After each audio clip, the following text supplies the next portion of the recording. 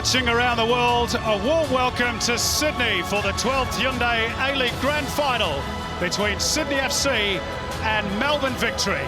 It is the third time we've had a big blue showdown to decide the game's biggest prize. 1 versus 2 in the regular season. It is the final most predicted. Sydney, the irresistible force this season. Victory so often the immovable object on Grand Final day. But rarely have we had such hot favourites for the title. Sydney FC have smashed records en route to the Premiership and have beaten Victory on all 3 occasions in the regular season. Failure to win today would be a huge shock for their fans and neutrals alike. Perhaps the biggest shock ever in the big dance. Victory, though, have other ideas than any other season. Their 49 points would have been good enough to be right in the Premiership race. And they have taken the lead in 2 of the 3 matches against the Sky Blues this season. Their coach, Kevin Muscat, in fiercely determined mood as he flew into Sydney yesterday that this wouldn't just be a fait accompli. Another sellout crowd for the big dance. Lots of Victory fans here, and their team have match winners Besart, Berisha, Marco Rojas, James Troisi. The sort of players made for this occasion. Sydney have Player of the Year Milos Ninkovic, Babo, their talismanic captain Alex Brosk. So it's Big Blue 42 to decide the destiny of the trophy, based upon the concept of the Olympic wreath, and known now in true Aussie fashion as the old golden toilet seat. It is a trophy they want to get their hands on come 7 o'clock tonight. So some of the key players. There is Milos Ninkovic, the newly crowned Johnny Warren medalist, as the A-League's Player of the Year, and a man Victory must surely stop tonight if they are to win the crown. And equally, Sydney need to keep Besart Berisha quiet. He has netted in each of the 3 grand finals. He's played in, scoring 4 goals in total, and as mentioned, he's won all 3.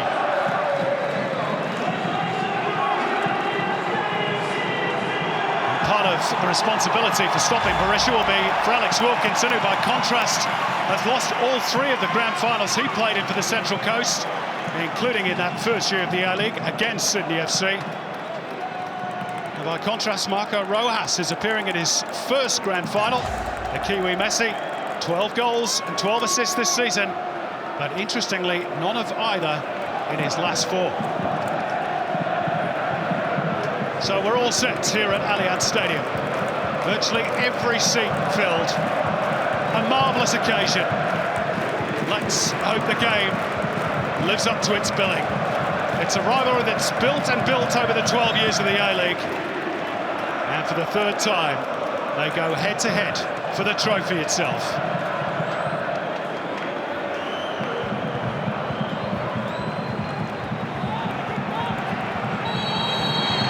So it's Sydney FC who get us underway in the sky blue jerseys. We're going live to 115 countries around the world. The 12th Hyundai A-League Grand Final underway. And what an occasion for us to savour Andy Harper. The tackles are flying in, even in the first few seconds, as we thought they might. Brilliant to be here, Simon. Incredible anticipation for this match. Sydney FC streeting the field in the home and away season. And who's going to catch them? Who can stop them when the championship's to be decided? And it's the job of Melbourne Victory away from home. And the scene already set. The answers, some of which already answered 10 seconds into the match. This is going to be fiery. This is going to be put a stake in the ground opening exchange to see who can win the early momentum. Lee Broxham holding Brosk. Well, the opening minutes has been little more than an arm wrestle and a succession of blasts on the whistle from Jared Gillett. At the latest of them.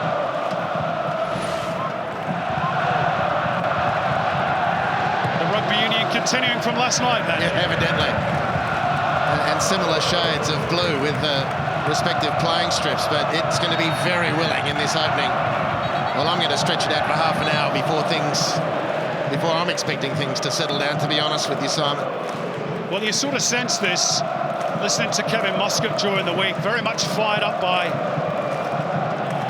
thought, the belief amongst many pundits that Sydney FC will win this quite easily. Melbourne Victory, of course, a very proud club. Kevin Muscat, a very proud man. He's certainly not going to let the Premiers have things all their own way this afternoon. It is the visitors who have a throw-in through Jason Guerrier, who was a late substitute in that grand final win for Victory 2 years back. Lawrence Thomas, who started and kept a clean sheet, clearing his lines. Solo having to scamper back and keep the ball away from the ever-willing Marco Rojas. That's going to be one of the contests to keep an eye on tonight. It is a key battle. We saw in an earlier Big Blue this season. Rojas, when the game was still in the balance, was happy to let Michael Zorlo, the Sydney fullback, push up the field. Rojas was happy to sit on halfway in some free space if Victory could get him the ball. Chested down here by Fahid Ben Khalfan, playing in his last game for the Victory. It's too deep for either Rojas or Berisha. Tara Rushton is pitch side for us. Can you hear yourself think down there, Tara? Simon, that's exactly what I was going to say to you. It is near impossible to hear yourself think down here. What an atmosphere there is. The Cove in full voice, the travelling Victory supporters that have come to Sydney in the bus loads. What an atmosphere down here. What a beautiful, stunning night in Sydney. Remarkable. Terrific. Enjoy it, Tara.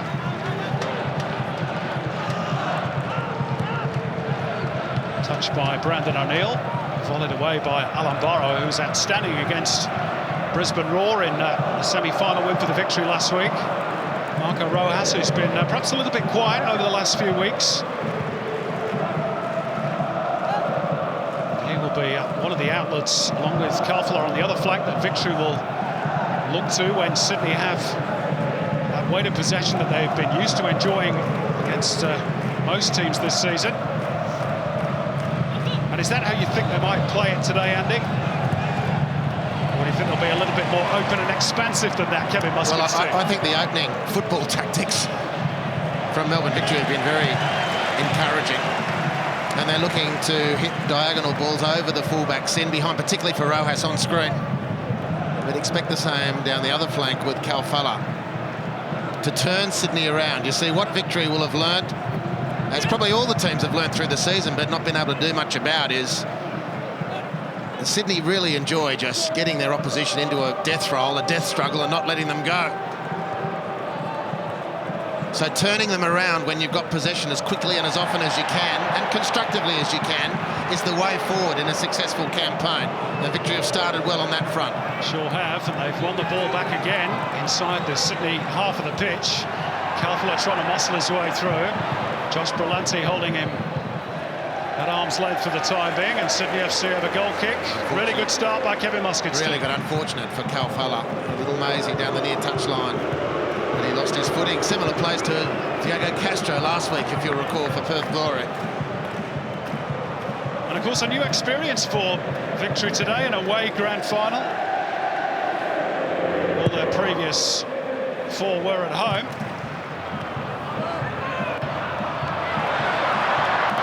Has got the better of his man, helped on by Holosko, trying to reward the run of Alex Brosk. Victory stand firm.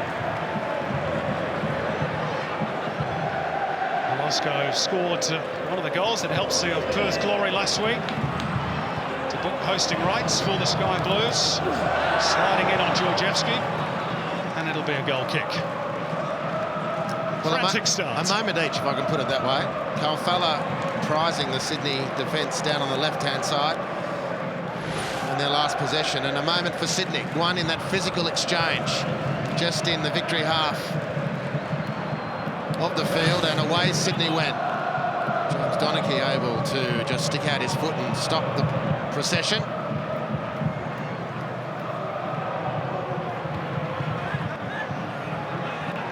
Touch off the boot of Daniel Georgievski, as you heard in the pre-game show, is Western Sydney boy by birth. I think all his family are Wanderers fans, so no doubt they'll be here cheering him on in navy blue today. 29 family members, we're told, in attendance from the Georgievskis. He too playing his last game for Victory, though. He'll be a Newcastle Jet next season.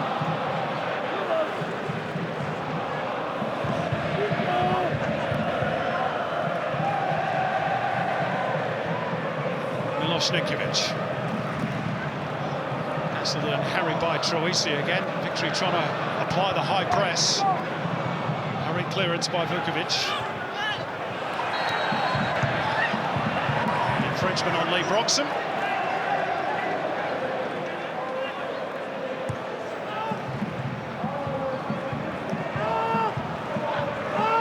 Valeri has to be mindful of Brandon O'Neill snapping away at his heels. Alan Barrow. We have to say, given the fears about the pitch, and of course it may yet cut up, Andy, but the groundsmen who've been working, I think most of the night and certainly most of today, seem to have done an excellent job. Well, getting it something approaching decent condition. Yeah, well, our expectations were pretty low, so you turn up and it's a green tinge, you're happy, but it's still not good enough for grand final day, and that's all we'll say, because the teams are doing very well so far, very, very competitive. A real edge in this one, not to be unexpected. And a very even opening 8 minutes.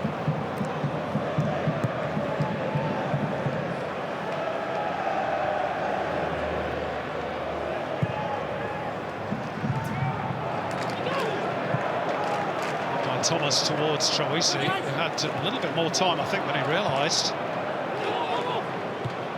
Off the head of James Donachie, and subsequently Brillante. Favours Victory, and Rojas has stolen the march on his marker, fires it in beyond Calfella, and also Besart Berisha. Well, Pitting had the quality of the cross been better. Coaches like Calfella and Berisha might have fed on that sort of service. Vukovic having to come and play, and he does pretty efficiently. Yeah, it's a poor ball in, really. It's too easy for Danny Vukovic. Gives him a really nice claim, easy, unchallenged claim to get his grand final underway. Delivery into the box from Victory. The 3 occasions they've had the opportunity so far has been below their own expectations. They're not going to get, and they'll have come in with this, mindful of this, Simon, they're not going to get a lot of chances against Sydney. And you just, when you get in those positions, have to be really on your game. Incredible defensive record by Sydney this season. 12 goals conceded in 28 games. Again, muscular play in midfield by Victory, a little bit too much so from Cavallari on that occasion. Yeah. Be a little frustrated. Ninkovic has got a target on his back, do you think? Of course, a massive one. I thought so. I don't think that was an unreasonable stretch from Calfella. Maybe it was the fact that Ninkovic was outnumbered. There's that ball over the top, mishit by Jason Guerrier, but that's what Victory are clearly looking to do to turn Sydney around. It's putting Sydney under pressure early. They've been in this situation before this season. Victory have skipped clear twice and been overrun. I'm sure that's been part of the discussion in preparation for this game from Sydney, that even if a couple of moments go against us, they'll believe they can get adequate redress. Ryan Grant having a nibble at the ankles of Calfella, who wants to get on with it quickly. He's floated it beautifully, and Rojas to try and square it up for James Troisi.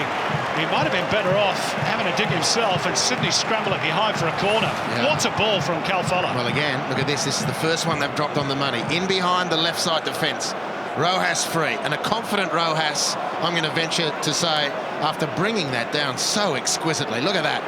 But confident Rojas slams that goalward.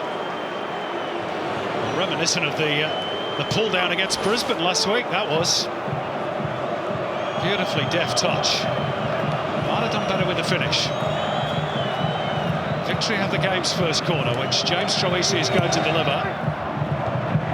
All along the grounds, but not much trouble that one for Sydney FC, and then Ninkovic has got a thump in the back. And it's a free kick for the home team. Well, there's no doubt that he's the key man for Sydney FC, Milos Ninkovic. If he was a band, it'd be Coldplay, wouldn't he? All feel and subtle variations.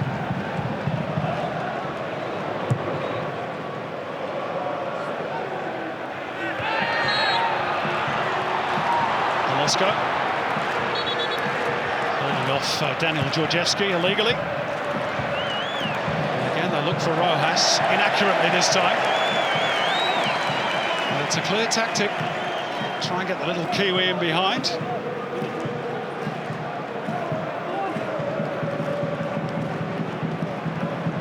Moscow giving the gum a fearful pounding again. Look, he's got plenty of supplies today. Brillante just glanced off the chest of Brosk, and Grant went for the return and was claiming he was being held back by Calfella. Jared Gillett not interested. Well, that was beautiful from Sydney FC. I mean, it's such high-octane stuff at the moment. And Sydney just hit themselves into gear. The passes were, look at this, beautiful combinations. The touches, this is the latter stages of it. Ryan Grant appealing for the obstruction, not forthcoming.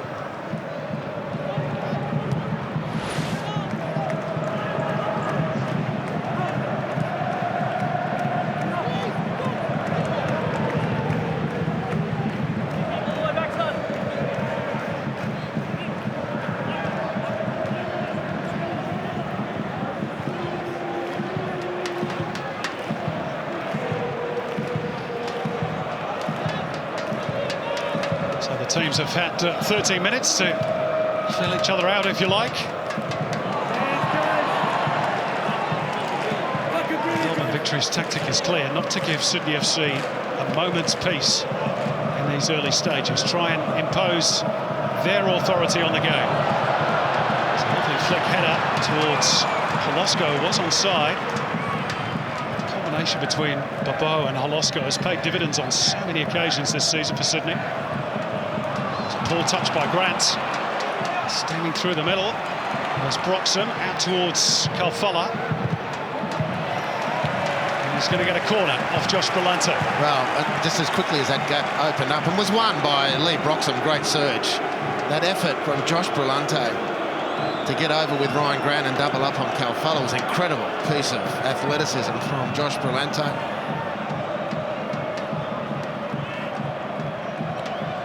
James Donachie trying to inject a little bit of grunt. Perhaps aerially, loitering with intent around the penalty spot. Tightly watched by Jordi Bos. Calfella taking his time. Now fires it in, and Vukovic came through a crowd of players. And he got really good contact on the fist clear. Now Rojas being forced back by Ninkovic, and he's picked the pocket of the little Kiwi. Ryan Grant will give chase. Troisi cool, calm and composed on the ball. Not a particularly impressive release though by Troisi. It's with Brillante. Too high for Ninkovic. Not for Holosko.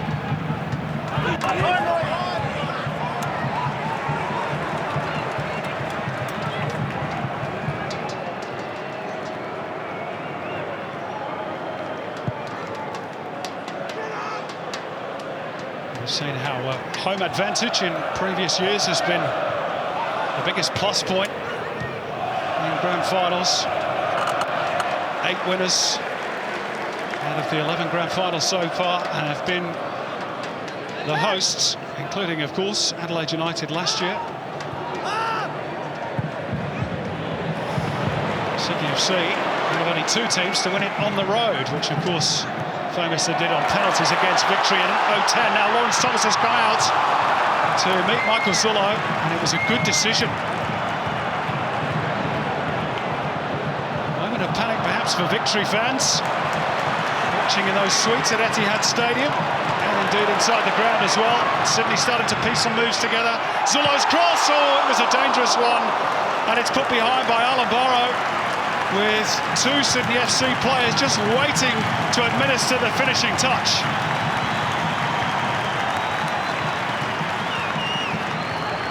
Well, They've just shifted up a gear, Andy. Yeah, brilliant, the work from Brillante. I mean, this was a risky move to start with. The switch of play from Jordi Bos could easily have been intercepted. Sydney persevered, got a second chance, care of the brilliance of Josh Brillante and the power. Zullo drops the ball right in the danger zone, and Victory didn't know a lot about it, to be truthful. Corner taken short. It's a lovely little scoop forward by Bos, and Grant ever so slightly off balance, which meant he overcooked his release. Suggestion of a foul by James Donachie on Bobo, and Jared Gillett agrees. If He was a bandit behind Maiden, wouldn't he? What are we, Molly Meldrum now?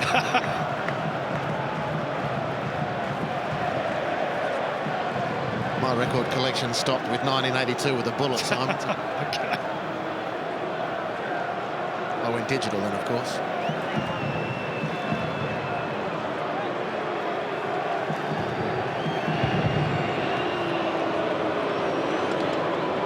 Solo making sure he's spotted the free kick perfectly. They scatter now as they jostle for position. And it pops for O'Neill, who squares it up nicely for Brillante. Flicked off the head of Holosko. Jordi Bosa in a dangerous position. And it's fended off at the near post by Georgievski. Maybe only temporary relief. Back in by O'Neill. Holosko trying to climb. And Georgievski was strong in the challenge. Brillante to return it. And it floats over the top of the goal, and Victory survived. But some dangerous moments. Ominous signs from Sydney, who've been asked some serious questions themselves in the opening quarter hour by Victory, and they get a chance really to put pressure on, and two seriously dangerous efforts on goal. Georgievski just outstanding there, the anticipation. And that just goes to show the level of focus that both teams have brought to this. Maybe a regular game, another defender is just a millisecond late in reacting and Sydney score. Just started to click into gear, you sense, the Premiers. After that strong start by Melbourne Victory.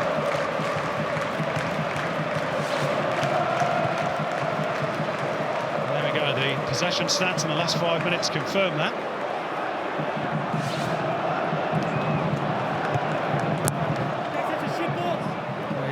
Seen this on so many occasions this season, Andy. They're like a cobra. They gently squeeze the life out of the opposition. Graham Arnold's team.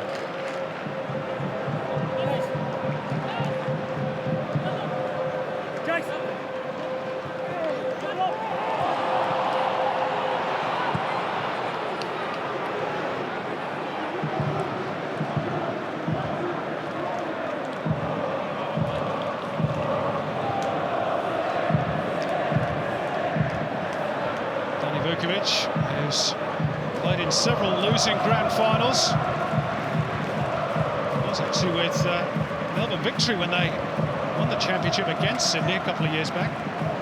Didn't play in that final. It's down to Lawrence Thomas.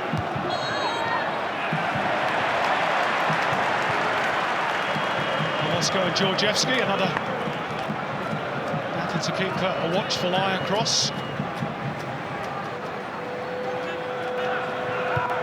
Here's the Slovakian, back to the Dutchman, Bos. Volley clear by the Spaniard, Barrow. Rojas trying to break clear. Advantage played, a good one too by Jared Gillett. It's Besart, Berisha, little step over Berisha. Oh, what a goal! That is superb! Besart Berisha, who simply lives for these occasions. He has scored again in a grand final. Incredible. A true goal poacher he is, and Victory lead. Well, back on halfway, Marco Rojas just making his feet after this heavy challenge. And a very good advantage played, and then just sit back and watch this bloke do his business. He is the best big game player in the A-League. He sets up Alex Wilkinson, and the shimmy gets the Socceroo defender just a half a yard out of his way and off balance. Plenty of space for the Kosovan international to lance the hearts of Sydney FC, and he does it brilliantly. What a goal in the big moment from Besart Berisha. Well, it's his 5th goal in 4 grand finals. And look at the eyes, just look at the eyes of Besart Berisha. He always has that fixed stare of the warrior. And Victory now have something to cling on to. It equals Archie Thompson's record. That 20th minute goal has been the earliest in grand final history. What a start for Kevin Muscat's team.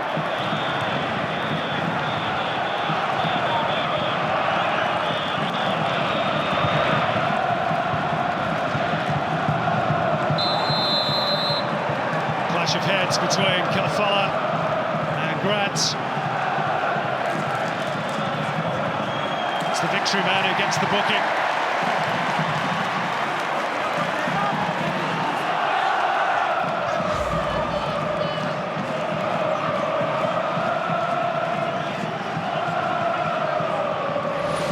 Doesn't like the decision. Yeah, there was a trailing arm, the elbow, catching Grant in the cheekbone area. Yeah, fair decision. Good pick up by the referee, John Willett. Even better refereeing on the goal-scoring moment. Brilliant advantage played. There's the Victory fans inside the stadium in joyful mood at the moment. There are plenty more of them watching back in Melbourne, of course. Enjoying Besart Berisha's 5th grand final goal. He equals yet another record. Archie Thompson also has 5, all scored in one game, of course, against Adelaide back in '07. Oh, mistake by Donachie. Well, you just sense that the build-up this week, as we mentioned, Andy, Victory were angered by the assumption that this was just going to be a cakewalk for the Sky Blues. They have a priceless advantage, for now anyway. Bo can't get on the end of that one. Georgievski, loose. Ninkovic. It's beyond Brosk. Yeah, and as much as what's come into this game, I think some of Victory's emotion was frustration at their own inability to play the way they wanted in the previous 3 Big Blues. An error from Georgievski. They'll pounce Sydney. The ball in from Ninkovic, just out of the reach of Alex Brosk. So for the 3rd time this season, Melbourne Victory take the lead against Sydney FC. Can this one have a different outcome? Here's Rojas. There's an off-the-ball incident involving Rhyan Grant and Fahid Ben Kalfala, which Jared Gillett hasn't spotted. I wonder whether that's a little bit of payback for the earlier incident, which led to Kalfala getting the yellow card. Kevin Muscat unhappy. And he's having a very in-depth conversation with 4th official Peter Green. It's like a pan that's been left on the stove a little bit too long. He's just about coming to the boil. You can see the steam. Let's have a look at it again. Not much. Not a huge amount in that. Not much. She's just used him as a little bit of a balance post. There's no force in that. Just incredible atmosphere here. What are the Premiers made of? Their home grand final, their free kick delivered by Zullo, fisted away by Thomas.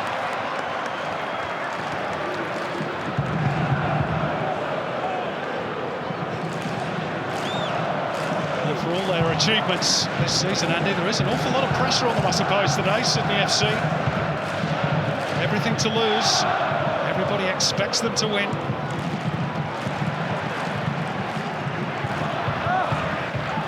In terms of grand finals, and obviously there's still a long way to go, I've only played 25 minutes. Victory were to win today. On the Richter scale, how big a quake would this register? Yeah, well, it's not often record breakers like Sydney, as has been masterminded by Graham Arnold, don't ultimately claim the ultimate prize, which is on stake at stake today. So, of course, it's just going to be massive. Again, like you're quick to point out, there's a long way to go before... That's a heavy challenge by Holosko. Now, watch out for this one. I've been waiting for the moment.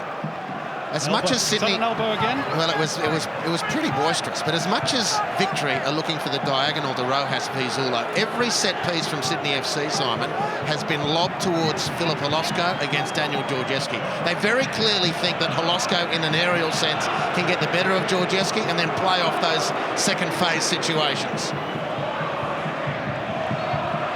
Possibly Holosko's last game as a Sydney player today. He'll be primed for a big one.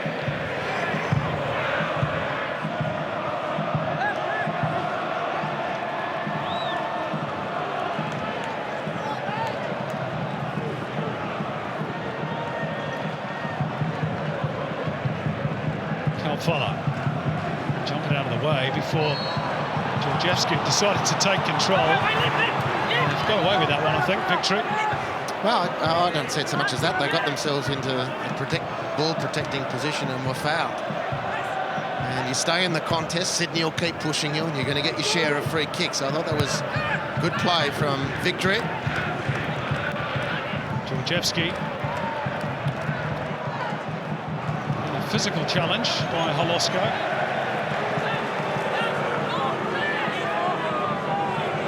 Individual battles going on all over the park.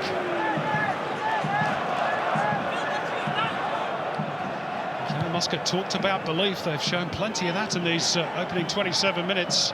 Melbourne Victory.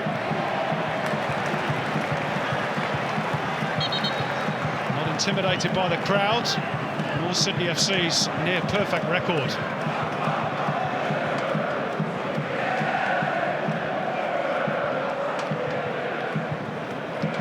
Ryan Grant.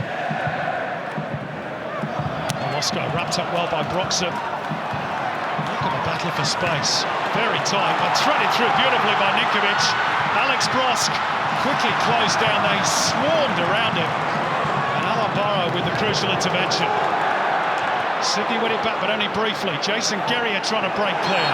He's upended, free kick victory, terrific play by the visitors. Just brilliant from both teams, giving absolutely everything in those exchanges.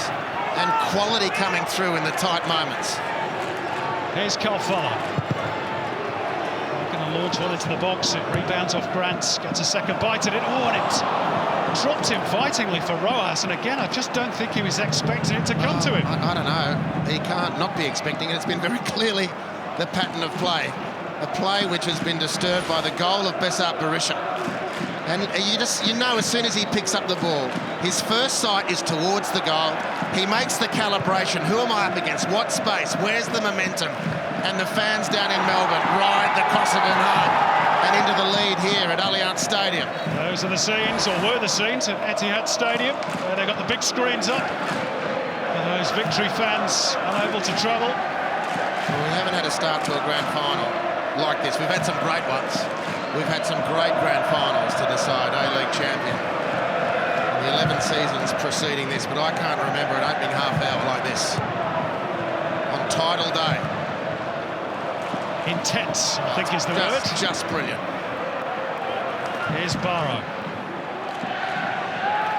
Sydney FC with a high defensive line. Remember, Graham Arnold's team haven't lost a home game here at Allianz in over 12 months.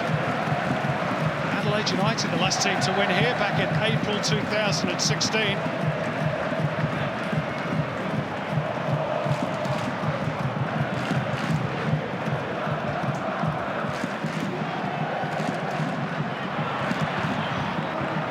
Chase, or rather Holosko. Donachie to clear.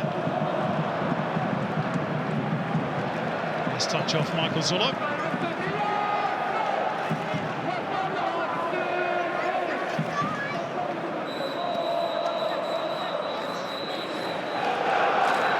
Jason Guerrier, born in Canberra. I'm sure he's got a few relatives up for the big day as well. Another clash. Berisha's come off worst. He's not going to get too much sympathy here, of course. Incidentally, that's a goal by Berisha today. He's suggesting the elbow in use again. Equals his best ever seasonal return in the A-League, 21. More importantly, he's earned his team a free kick here. Floated forward by Donachie. Excellent touch by Troisi. Oh, that's very deft work indeed by James Troisi. Had the ball on a string. And still does.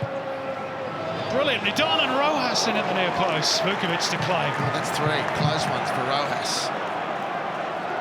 That was the hardest of the three, and apart from a lot of physical effort, that's the best contribution from James Troisi so far. And it's those quality players, particular quality. Oh, that's a clever touch by Ninkovic to open it up for Zullo. He can't get past James Troisi with the release. Yeah, amidst the hell. Or James Donachie, I should say. And fury. It's Troisi the most likely for victory, and Ninkovic. And if this one settles down, if they can find some space, all ifs at the moment to put their foot on the ball and just try and make some sense of the mayhem here at the moment. It is just punch and counter punch here at Allianz. Kalfala driven back by Ryan Grant. unfairly.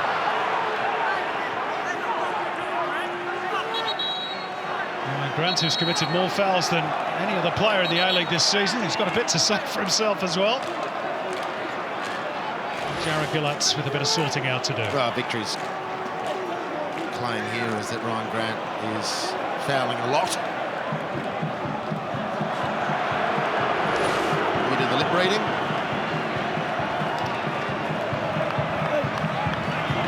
Certainly not going to repeat those words. Ryan Grant has escaped with a warning.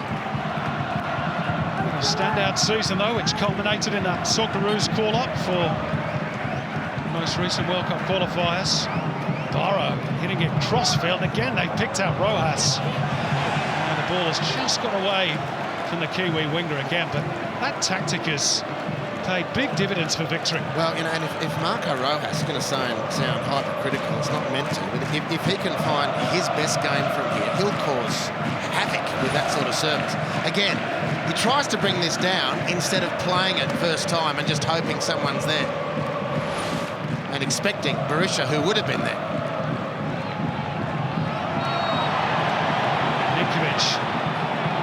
Who's angry with Carl Valeri. Oh, it's all kicking off here, got to be careful. It's going to get out of control. Jared Gillett is keeping a watching brief.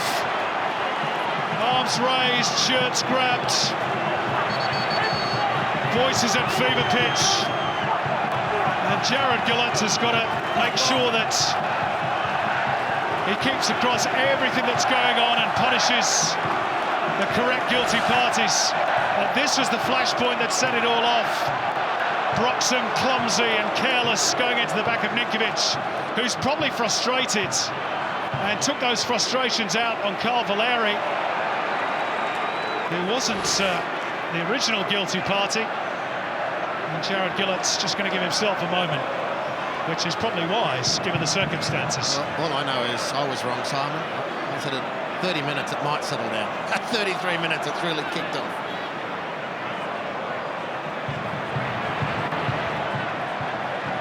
Well, Jared Gillett's got a lot of experience in these grand final days. As we say, it's his third big showdown in a row, his fourth in total. He knows that he's got to try and apply the letter of the law, but also bear in mind the size of the occasion.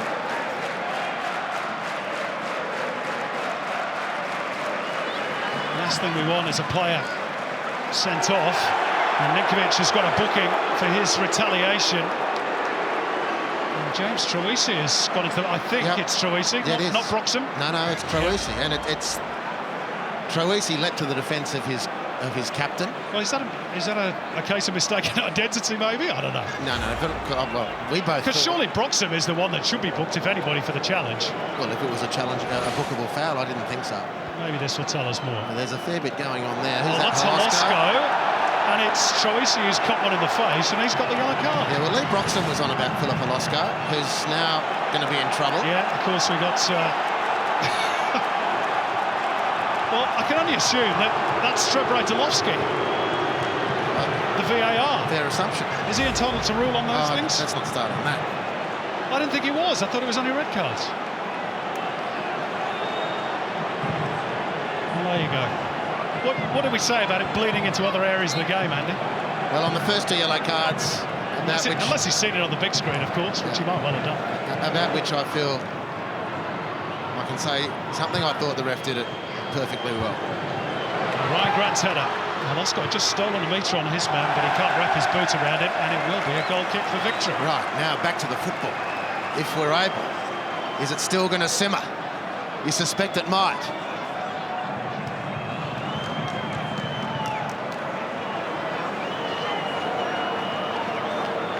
It's just the perfect scene in the Harbour City tonight, a full stadium, superb weather conditions. And what a game we've got on our hands here.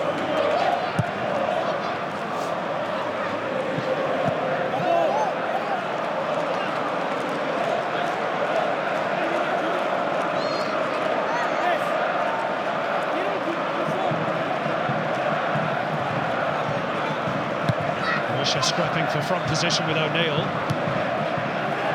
forward by Jordi Bos. And Barrow's touch. Ninkovic. Oh, how many times has Miloš Ninkovic been fouled so far? They are determined he's not going to get a foothold in this game, the Johnny Warren medalist. They want it back again. High up the pitch, Kevin Muscat's team. James Troisi around Brillante. And cut off at the pass by Jordi Bos, and they scream for a goal kick. Jared Gillett says corner. Well, fabulous release from Georgescu. You thought Troisi was away here. That's a 50-50 call. Not if you're a Sydney fan, listen to them.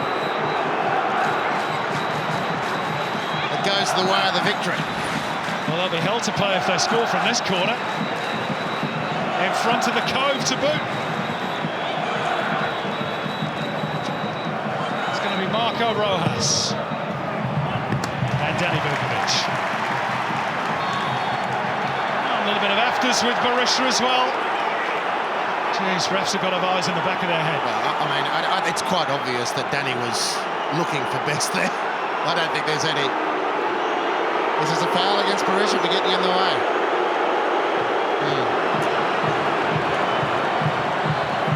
The pantomime villain. That's punch and Judy stuff here. Make no mistake.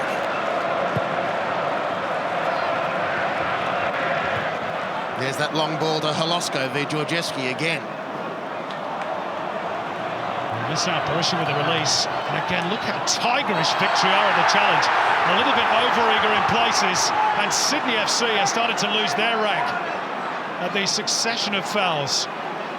Jordi Bos stepping forward from defence, as is his wont. Holosko bundled over. Jared Gillett lets it run. In by Ryan Grant.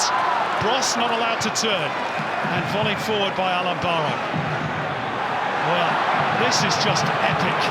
The intensity is quite unlike any we've seen, certainly in recent memory. There's no question about that. And you know what? It has to be this intensity from one team to take on a team like Sydney, given the form and season they've had. And Victory in the 40 minutes, or near enough to, have shown that they've got that in their locker. The next question is, how deep is the reservoir? Here's Babou, barely sighted as yet. Hold off his man, but Donachie sticking to the task.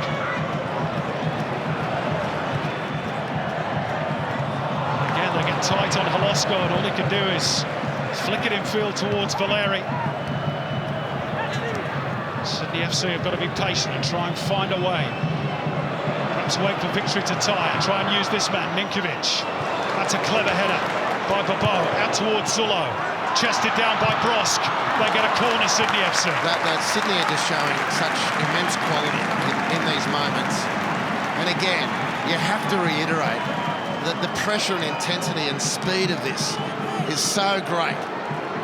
And even from within, amidst that backdrop, Sydney, on these moments, able to string together these passes and movements, and Victory defending them ultimately expertly today. They've had to. Jordi Bos in front of the Victory fans. You'll hear them breathing down his neck. Punches it in towards the near post. It's Calfala with the clearing touch.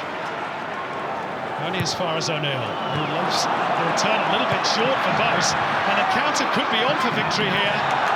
Rojas might have been fouled. And it's come to nothing for Victory.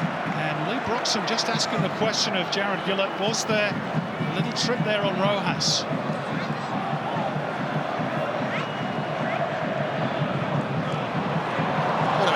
What a stretch that was. What about that from Alan Barrow? Here's Ninkovic. Sydney needs their talisman more in the game. Out towards Zullo, who punches it across. Oh, coolly done. Georgescu. If you don't mind. No problem. Settle down, boys. Just settle down. It's all good. Well, he's been under siege in this match, and he's stood tall and strong. Afters on Bos, tapping all over the pitch.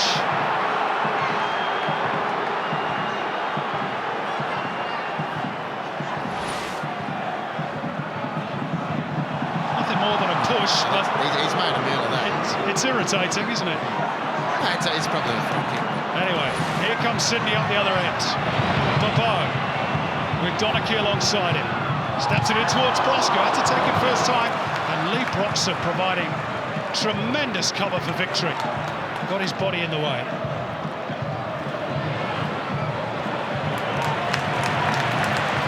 Troisi dispossessed in midfield. This is Ninkovic, but there's nobody wide left for him. Normally Michael Zullo gets forwards. Ninkovic needs a bit of help.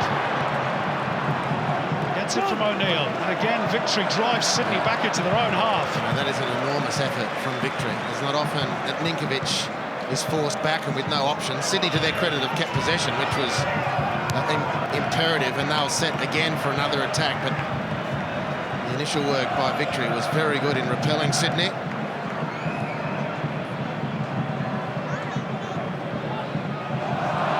Beautiful pirouette by Ninkovic, leaving Guerrier trailing in his wake. Gets it back off Bobo. Three weight on the edge of the box. Diagonal ball looking for Grant, but Georgievski again has done terrifically well, Daniel Georgievski. What a game he's having. Brilliant game. And he's loving it. Well, I mean, he wins the day there, but geez, if that tackle from Ryan Grant is a little more favourable for Sydney, the ball stays in, the heroics, apparent heroics of Daniel Georgievski would have exposed his team. In the end, fortune's favoured him because he has been so committed and so focused in this opening half.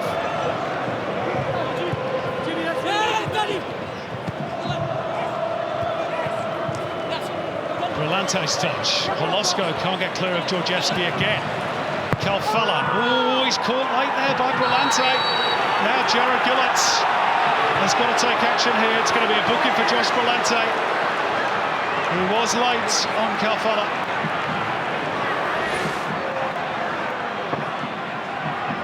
Yeah. No question. No question, it's a yellow card. And the referee, I've got to say, has been as good as any of the players so far in dealing with this. It's just been an amazing half of A-League football. Brutal. Absolutely brutal. There's going to be a lot of descriptions on this half. In the best possible sense. And that's a good one. In the best possible sense. This has just been amazing viewing.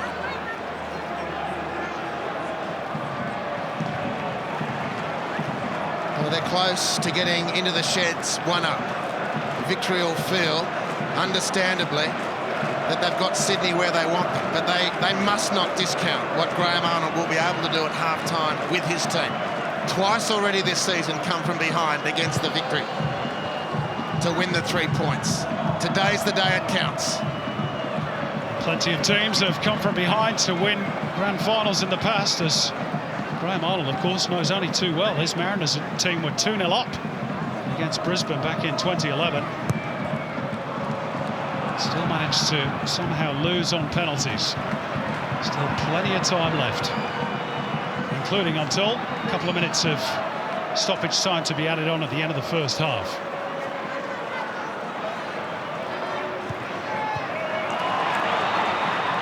Turned over by Brillante. Into the first of those added minutes now. Free kick victory.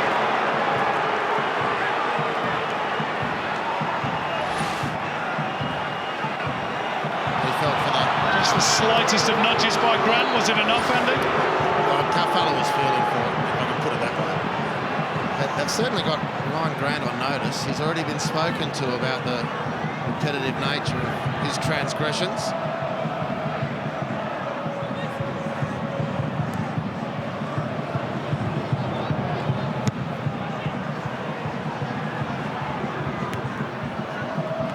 Oh, high foot. Barrow.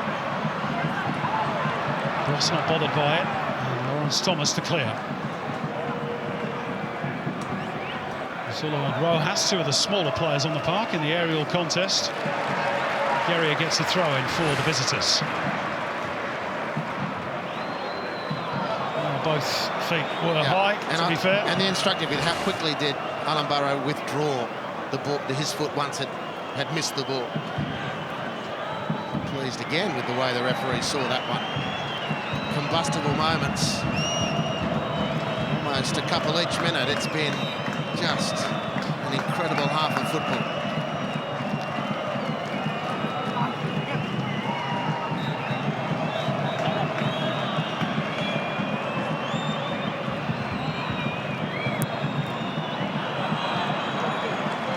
Scruffy work by Zullo. Rojas quickly on his hammer. Victory ending the half the way they started it. They have simply refused to be bullied by the Premiers. And remember, have lost just the one game in the A-League this season. Now John Ninkovic.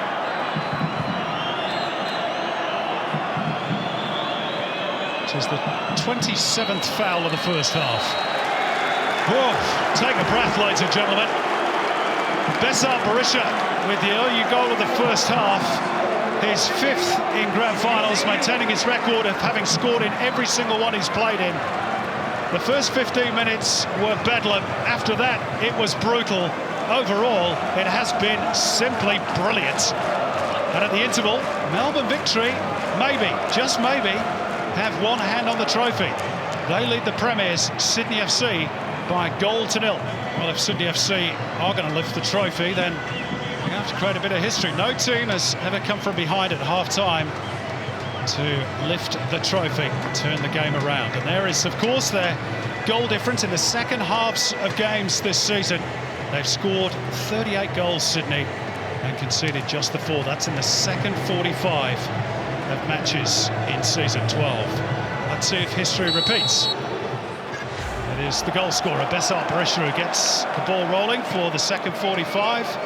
Scorer of the opening goal, as he was in the 2014-15 grand final. Are we going to have the same result? And our Victory going to complete, Andy Harper, one of the biggest surprises in the A-League era. Well, you know, it is way, way too early to come to that conclusion.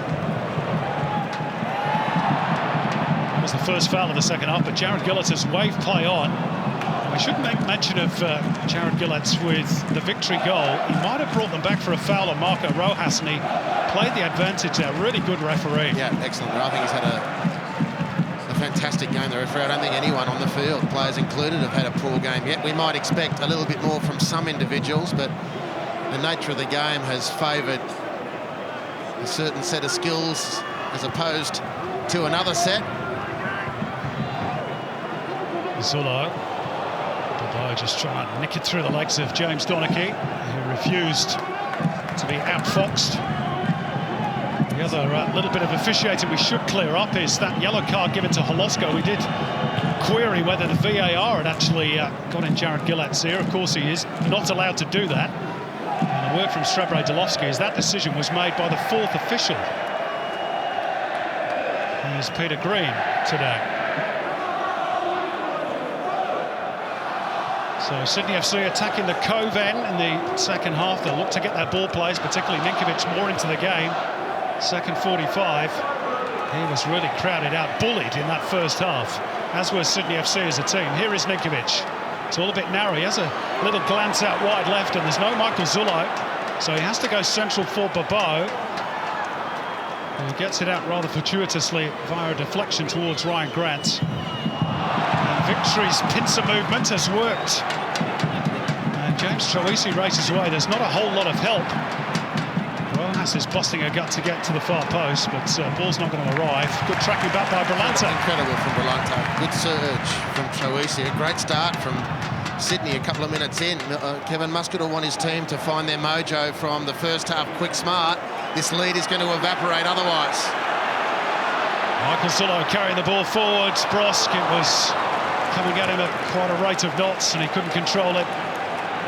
And the chance is gone. And so, how do Melbourne hang on? What do they do? Well, in general, Simon, as I watched that semi-final unfold last week, Victory v Raw, I couldn't help but think, as I was watching it, that Victory are looking beyond Brisbane, and how do we beat Sydney with that performance against Brisbane? To sharpen the tools for Championship Day. It might be presumptuous of me, or if I'm right, it might be presumptuous of Victory to look beyond the semi-final in that manner, to get ready for this titanic clash here today. But I think that's what we saw in the first half. A Victory with clear focus and very sharpened tools for this particular job at hand today. Now the question, how do they stop the second half Sydney surge, so typical of this campaign by the Sky Blues? It is going to be fascinating to watch. Alex Wilkinson going crossfield looking for Grant, who did reach it. Drops for Donachie. Steadied down by Valeri. Got rid of quickly by Broxton, but he was impeded by Holosko.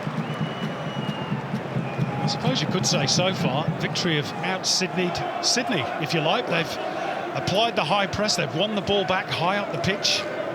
It's exactly to the point I was trying to make. Now, are they able to do it for the rest of the game? Because the story of this season is basically on a weekly basis.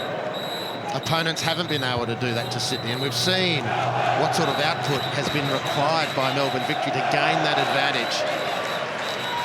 In the big test, have they got enough there to continue on with the job? The fans will certainly give them noisy backing. Away to our right, Guerria's long throw. Berisha challenging. Berlante clearing. Barrow returning. Throw in Sydney.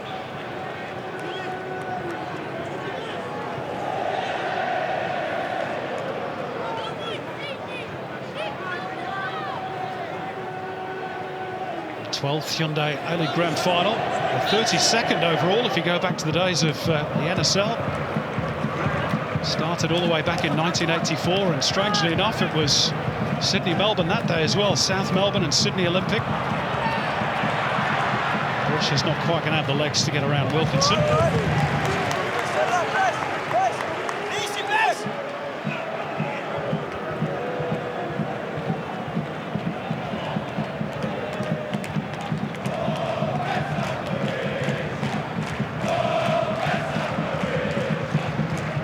Do win today, they will join the likes of South Melbourne and Coney Stallions. 4 championships. Drops for Troisi, and to hit it quickly. Just a little bit too much elevation. Yeah, good moment for Troisi. He's had a couple of moments in this game, no more than that in truth. He's been as energetic as any of his teammates in trying to denude Sydney of ball and space and time. But with the ball, he hasn't been as prominent, bar for 2 or 3 moments, and that was a good flash in the pan from the Socceroo.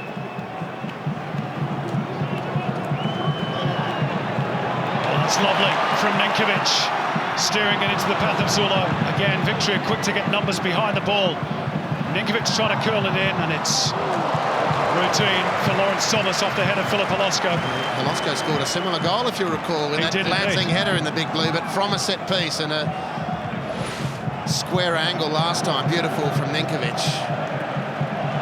Almost every time he answers the ball, he vindicates his Johnny Warren medal for the last season, the highest individual honour in the game, won by Ninkovic, earned by Ninkovic, bestowed upon Ninkovic on Monday night. And moments like that are the reason why. He is again trying to turn away from 2 Victory players who are pressing him. Vukovic out to play sweeper keeper. And Guerria thought it was going out, and Bobo has stolen in on the blind side. Runs towards the cove. Squares it up. Bross couldn't control it. And it trickles away from Milos Ninkovic.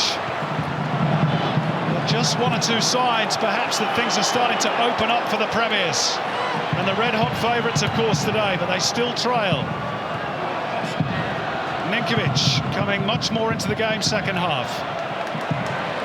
Funnels it out towards Ryan Grant. The cutback, Holosko! And he was just trying to set himself, but he was leaning back, and he scoops it over the top.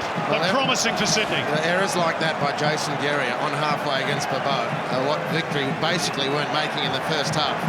And it's errors like that by Jason Guerria on halfway against Bobo that Sydney have punished all year. And they came very close. Ninkovic with some space, setting up the play.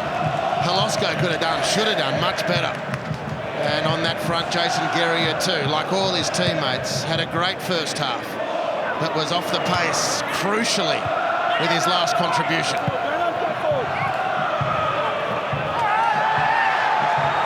Graham Arnold believes Brandon O'Neill should have a free kick for that. Funneled into the technical zone.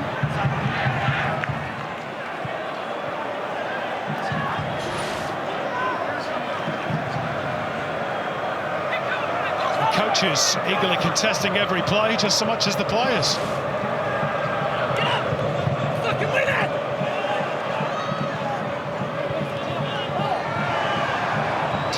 legs between Brandon O'Neill and Besart Berisha. And a foul by Carl Valeri on Milos Ninkovic, and it might just be one too many for Carl Valeri. Confirmed. Yellow card, which is the 6th of this grand final. Yeah, that's a clear yellow card. Might be a quick word in the ear to Michael Zullo as well for kicking the ball into Valeri on the way off. But that's a clear yellow card on the skipper. He's having his own words with Michael Zullo. Yeah, shirt fronting Zullo, and still going on that one. Carl Valeri, of course, famously sent off in the last grand final between these two 2 years ago. Tension building. Volume rising at Allianz. There's that ball again. In the air, Holosko. And Georgievski deals with it well enough. Kalfala went early, too early.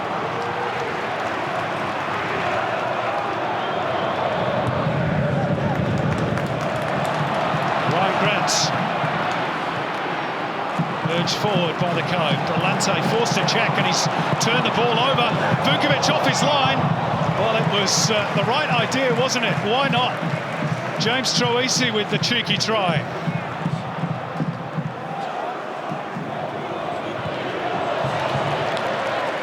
Sydney FC chasing the game. They might just leave the odd gap at the back. Well, it's a spectacular effort. I just think maybe a little more composure could have really undone Sydney. Anyway, away come victory again. Appeals for handball, not heeded this time by Jared Gillard. No letting up in the intensity here. Kalfala. Victory still with that priceless advantage, courtesy of Besart Berisha.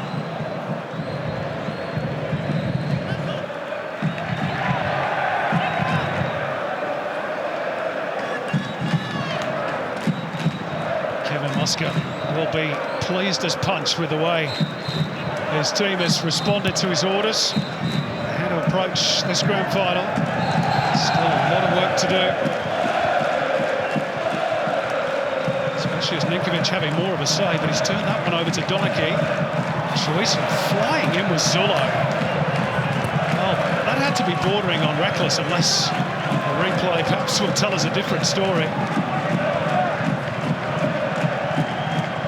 Fans sensing perhaps a 4th championship. Make their journey all worthwhile.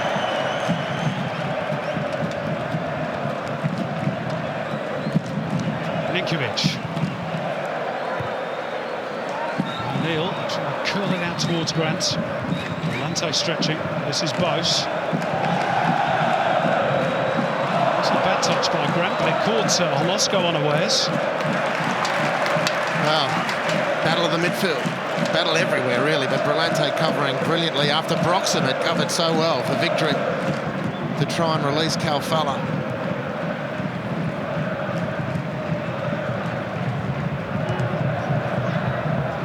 Bernie Abini, of course, on the bench for Graham Arnold today. He's pretty much normally his first change. In fact, 4 of Sydney's 5 goals against victory this season have come off the bench.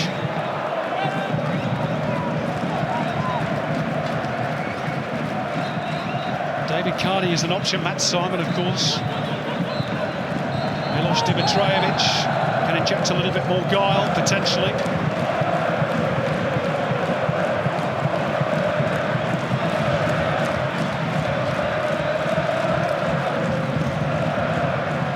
Noise around Allianz.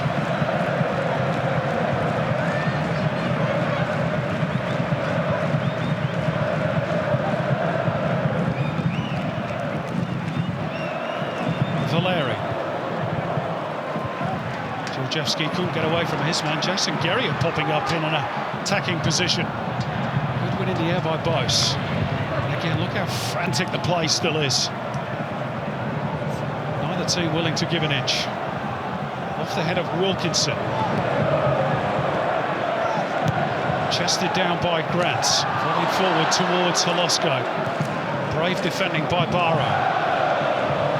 O'Neill. Zullo collected after the ball had gone. Free kick, Sydney. Well, I thought that was rash from James Donachie. Carney about to enter the fray. And here's the foul on Zula by Berisha.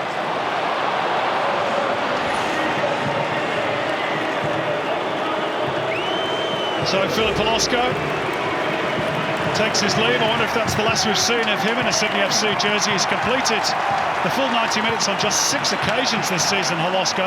Normally it's Abini, but of course he's injured. Who's his replacement? Instead it's David Carney, or Super David Carney as they know him in the Cove. Last played in a grand final at this venue back in 2006. And of course scored both goals in Sydney FC's come-from-behind 2-1 win at this venue in the early parts of the season. Could he do the same thing again? Ryan Grant slaloming his way through. Left it a little short for Carney. Well defended again by Georgievski, who's had a terrific game. Fahid Ben Kalfala. Yeah, it's poor delivery again from Victory. Kevin Muscat with his arms outstretched. Come on, fellas. Philip Polosco. Thanks for your effort. He's not happy, was he? Frustration. Understandable. Here's his replacement, Carney. Alex Bross, top of the box. The Cove rises as one. Ninkovic into the penalty area. Trying to clip it up for a teammate. Chested down by Brosk. On the volley by David Carney, and it's tipped away by Lawrence Thomas and behind for a corner. Well, what an introduction that would have been. No, I don't think he collected it the way he expected. It still forced some work. This is the latter stages. Perhaps the best moment was for Alex Brosk, not there, but in the lead-up. And a sign of the pressure when Brosk set to shoot, he just changed his mind. Not a great corner. Fended off by Barrow at the near post. They'll set it up again through Josh Berlante. And off the head of Bobo, but to no great effect. Lawrence Thomas, happy to see it behind. Pressure relieved on Victory. An interesting Victory. Still half an hour out from the finishing line. Taking every opportunity to slow the game down when they're able. Conserve energy as part of that, I'm sure. And take away from Sydney's momentum, such that there is any, of course.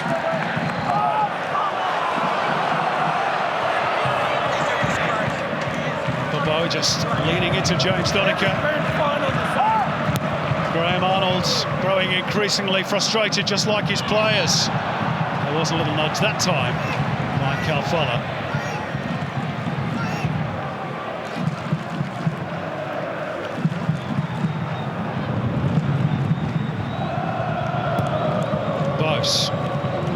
Touch under pressure was good by Brosk, and then Carney was held back and then kicked the ball away. Victory. And Jared Gillett's perhaps got two decisions to make here. He's booked Alan Barrow. Is he going to book Georgievski? There's the foul, which prevented Carney from getting clear. I'm happy for that to be a yellow, because Carney used his body well and then pushed Georgievski to accentuate. Barrow, his defence was I didn't hear the whistle. Yellow card count moves up to 7. Listen to the noise around Allianz. Punched in by Bose. Bobo to contest the high ball, and he's nudged over his opponent, Lee Broxham. Kevin Muscat's game plan so far has been executed to perfection. But can they hold on? Graham Arnold looking pensive. Is it all about to slip away on the big day? Well, he's got heaps of time. And, you know, his team has looked good in the second half. Not poor in the first half, but I think has just been a fantastic contest, this one. And Ninkovic, tellingly for Sydney, has had more touches in this second half. It spells danger for Victory. Of course it does. This is Troisi, far left. Clips it back for Georgievski. He'll scoop it forward to try and reward a second run by Troisi, but just too much on it. You know, and this is where Victory have to do better. You know, they've come out with a mind, this steel trap mentality and fight for everything, which has worked and been excellent. They've certainly matched Sydney and on enough occasions bettered them in that discussion, but their delivery into the penalty area has not been good enough on a consistent basis. Slightest of nudges by Troisi on Brillante gives Sydney FC another free kick.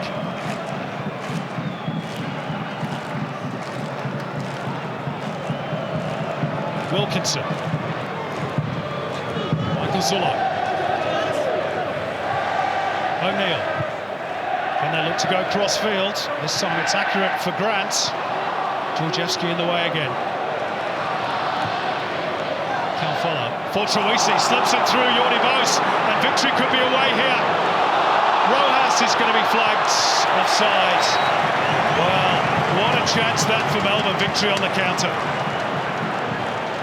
Well, this time it wasn't a delivery into the penalty area, it was a miscalculation from Rojas, an experienced, high-quality play. He, on Championship Day, just has to do better than that. You've got to be more aware. You've got to flatten your run. Accentuate the arc in your run so that you can actually punish your opponents when you get that magical opportunity. Barrow having to turn and chase. Donachie taking control. It's coolly done. Not a particularly great clearance. Heavy bounce off the chest of Calfala. I'm not sure this is a grand final that will go down as a classic in terms of the beauty of the play, but the intensity has been unmatched. That was decent. That was beautiful from Brillante. Zullo's ball in, a dangerous one, and Donachie again at full tilt gets it behind. And Victory inviting pressure on themselves and having to continually access this reservoir of commitment and bravery because they're giving the ball away too cheaply in open space. James Troisi, the latest culprit. A blind swing at that ball as it bounced into volley for him. A turnover for Sydney and away they go. The Sky Blues laying siege to the Victory goal. Alex Wilkinson at the penalty spot. It's punched in near post by Jordi Bos instead. And Brillante's header. Pops out for Grant. Back through Michael Zullo. And out again for Bos. Can't get around Alan Barrow without committing the infringement. Sydney fans don't like it. Felt he played for it. Beautifully brought down by Bos. And as much of a touch on Bos as there was by Berisha on Bos. It's just an arm across the Spaniard, isn't it? He's not complaining. He knows it's the way things go. One of the big questions, as we've sort of alluded to at the moment, is could Victory have the composure at the moment to take a second goal advantage when those chances come? It's 100% desperation and helter-skelter. Final touch off Carney. Linesman getting involved as well. How does that microphone taste?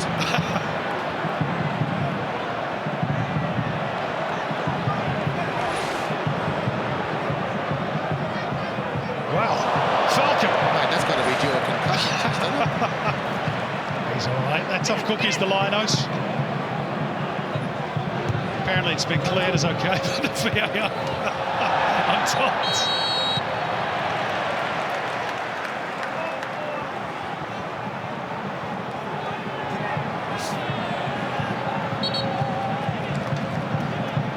Sydney pushing, probing.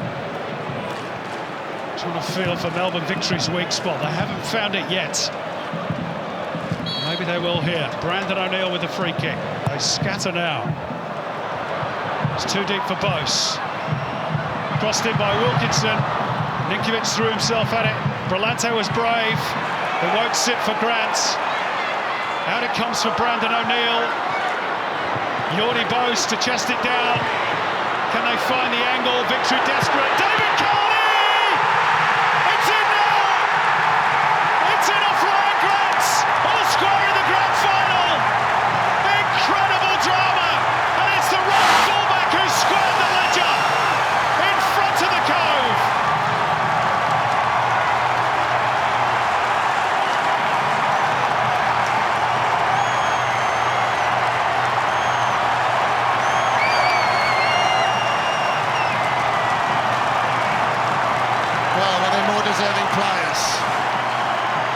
season like this to score on the big day than Ryan Grant.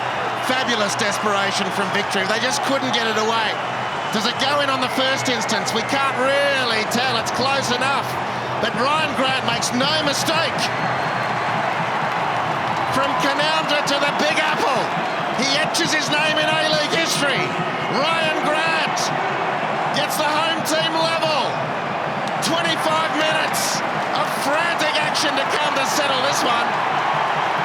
Listen to this place, if you can. Well, I've never heard noise like this. Astonishing. And full credit to David Carney, who turned on a dime and whose shot might have creeped in, but on the replays we've seen didn't, and Ryan Grant applying the finishing touch. And Sydney FC, this relentless machine, are back level with 20 to play. What a finale we've got here.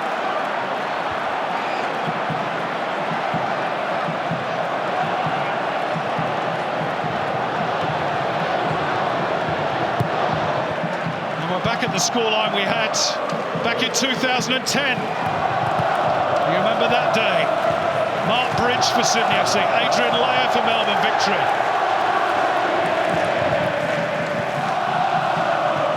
And everyone in sky blue around the stadium on their feet. Well, I pity the residents of Paddington who might be trying to get a quiet early Sunday night because they won't be able to hear themselves think. The stadium has just gone absolutely ballistic. Victory have got to try and clear their heads. They're still very much in this grand final. Berisha giving chase. Close back to Vukovic, who will clear. Well, it's too simple an analysis at the moment, except that we've said that Victory needed composure in possession more than they've shown. And they've come and certainly delivered on the energy and emotional front. And from that advantage position, they've just needed to find a moment of headspace to put the foot on the ball. And the turnovers that have resulted from not being able to do that. And Sydney have accepted.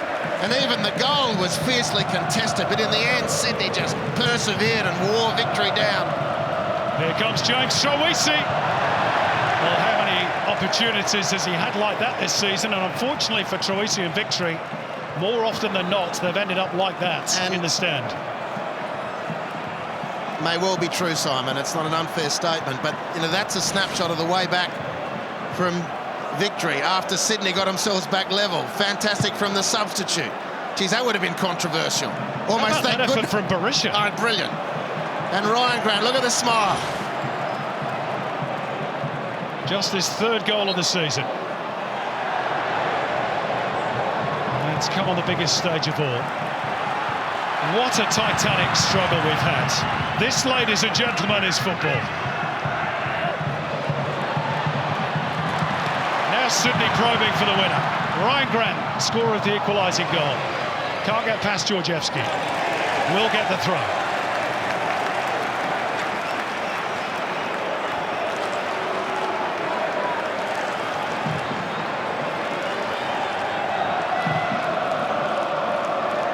To launch it long. Georgievski there again. Lente on the bounce.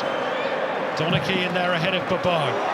Good work by Sydney, and Brandon O'Neill chanced his arm from outside the D. Well, that's the difference between the teams at the moment, Simon. Is Sydney settling enough to play their stuff around the penalty area? There's confirmation of the crowd today. 41,546. Near as damn it to a full house. Every seat sold, and they have made one heck of a noise from both ends of the stadium.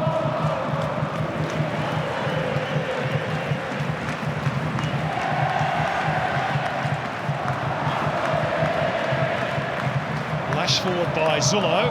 Gary was in the way. Nice touch off Babou. Graham Arnold looks as though he's feeling a little bit happy with life. Face doesn't maybe show that at the moment.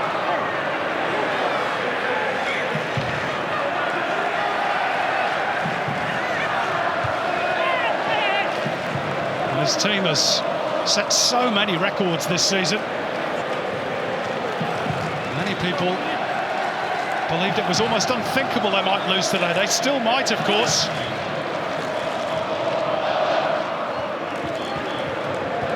They have at least squared the ledger.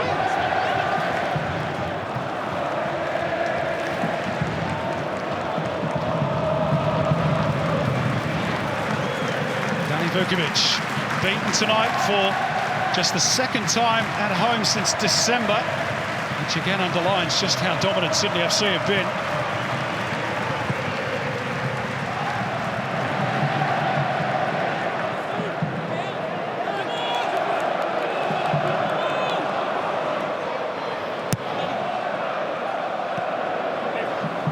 Berisha trying to hold the ball up. It's as though there was a hand in use there by Jordi Bose. Out towards Michael Zullo. Ninkovic turns clear of Broxham. Tees up O'Neill, it was tight for him. Brillante just trying to set himself. Victory pounce. And here's Kalfala. Georgievski.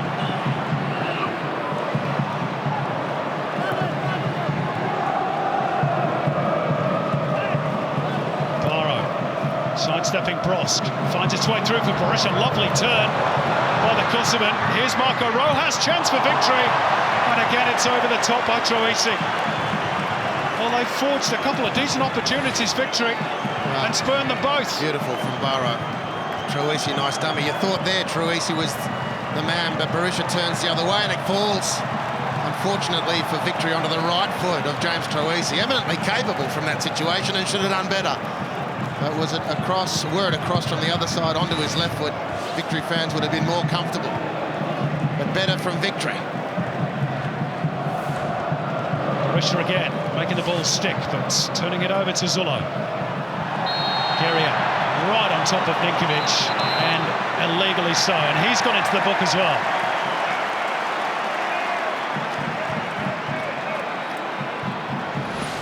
Make that 8 yellow cards in total.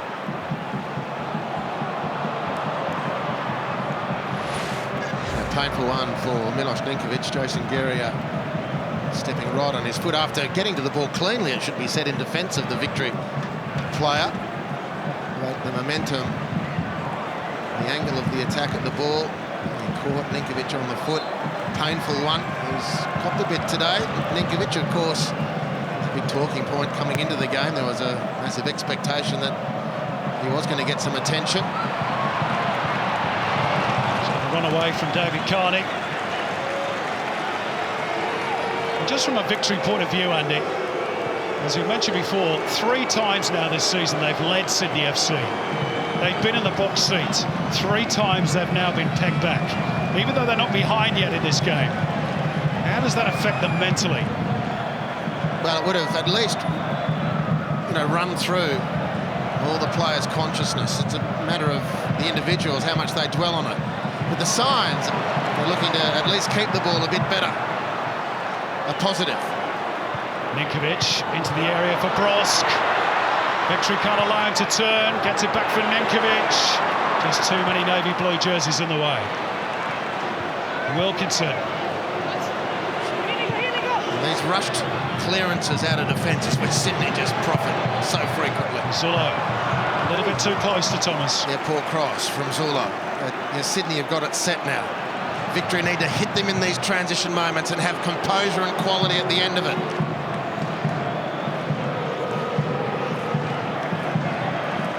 Jason Geria on the right. A little step through, it's beautiful.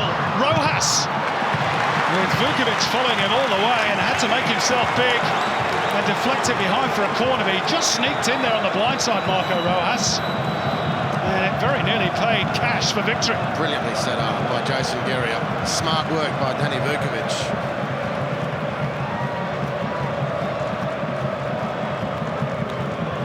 Donachie and Barra at the back post. Troisi aims for that sort of area. Drop for Broxham. There's Georgievski available if he wants him. Broxham trying to be too cute, but he will break for Georgievski. Who Takes a tumble, but no real contact, and now Sydney on the counter. Lebeau charging forward. Weaving his way through traffic in midfield. Oh, and then O'Neill just didn't really look. Look at the determination from Zula to get there. Now he's involved in a little bit of a set-to with Marco Rojas. Two smallest players on the pitch, and Graham Arnold getting involved. He doesn't need to do that. But indicative, really, of the tension that's surrounded this game virtually from the first whistle. Marco Zula has flown in there. I mean, when does a tackle... When does a tackle become reckless? Was the ball out? Yeah, it's a fair shout. Graham Arnold didn't think it was a foul. Kevin Muscat certainly did. He's having a conversation with Peter Green, the fourth official, and then Arnie getting involved with Carl Valeri, which really, as a coach, he doesn't need to do. That's what grand finals can do to you, even the coaches, or perhaps especially the coaches. When your season's work is on the line. Victory come away from the latest little tussle for possession, not for long. And that's a blatant trip by Rojas on Brillante.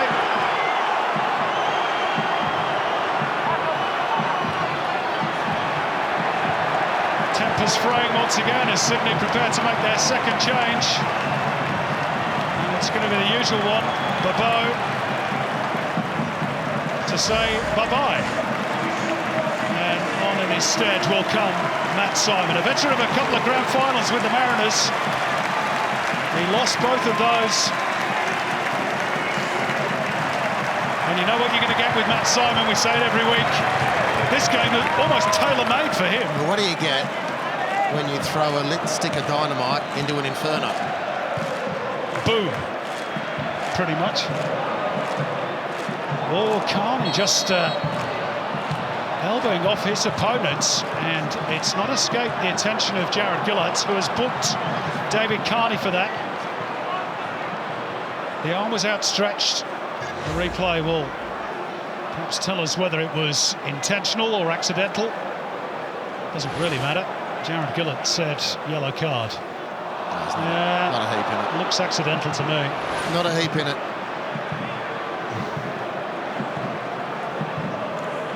Yellow card number 9.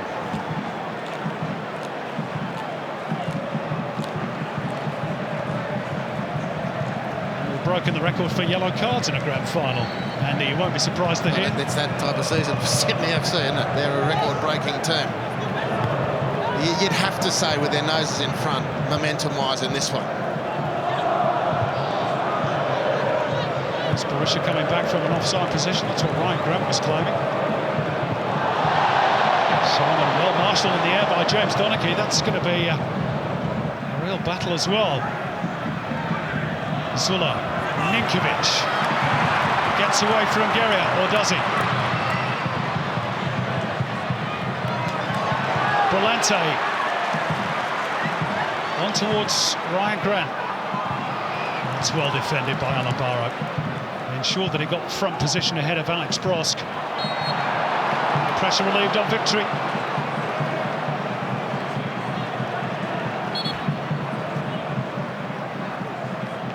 Interestingly, Kevin Muscat hasn't gone to his bench as yet. Does have Mitch Austin and Jai Ingham. Quick wingers, Andy, against tiring defenders. I wonder if he's thinking, should I try and save them for extra time if that eventuates? It's a gamble.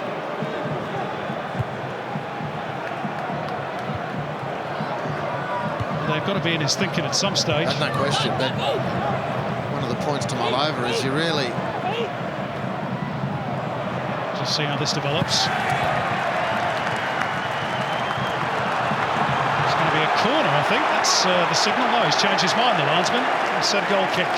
Yeah, with a few minutes to go, well, say 10 with stoppages. Kevin Muscat would be losing a lot of football quality in either Rojas or Kalfala.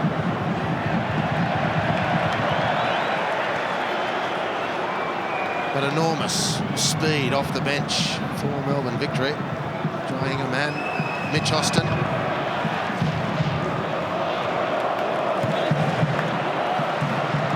Sydney had the aerial prowess of Matt Simon, a bit of a shank off the boot of James Donachie. Likewise from Barrow, steadied down by Broxham. Georgievski trying to curl it into a good area for Calfella. Foot race up against Jordi Bos, and the Dutchman wins out.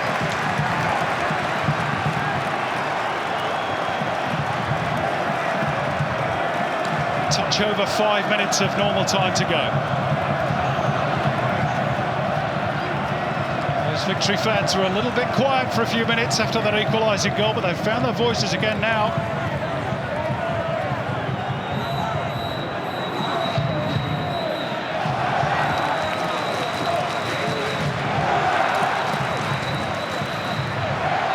For Sydney Head, Vukovic having to come and take control. He's cleaned up one of his own teammates in the process, Michael Zullo, who's not the tallest. He's a little bit groggy after being cleaned up by Vukovic. Well, he is very groggy. He'll need some attention, you think. Well, Danny Vukovic has gone long for Simon. Oof, dearie me, got him twice. Friendly fire. Here's Carney. Gets it out towards Matt Simon. Ryan Grant is free if they can pick him out. Here is Ryan Grant, little chest down, helped on by Brosk. Maybe Brosk might have thought about turning himself. Josh Brillante wins second phase possession. In towards Carney, it bubbles across the face and eventually steered behind off the head of James Donachie. Sydney FC knocking at the door. Nail biting, and great application from both attack and defence. Brillante has been immense today. And Donachie's been on his game defensively all game, needed to be. Now, we thought it was going to be a corner, but instead a free kick has been given to Melbourne Victory. The fact which has just been realised by Sydney FC fans, 37,000 people.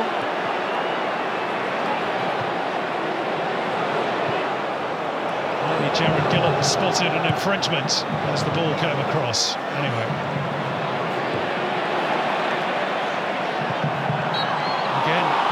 Flailing arms, they've hit their mark. Brosk filthy. Maybe we should just do away with the ball, Andy, set up a boxing ring and let them get on with it. This has been a hell of a battle. Which reminds you of the line, of course, the famous ice hockey line. I went to the fights and an ice hockey match broke out. That's a foul. But there's not much more than that in it, as much as it irritates Alex Brosk.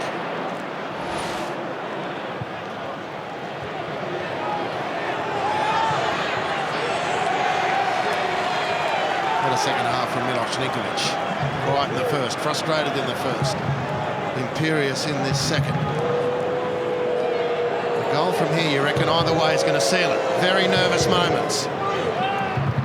Garrius long flat throw, met by O'Neill. Who's going to blink first?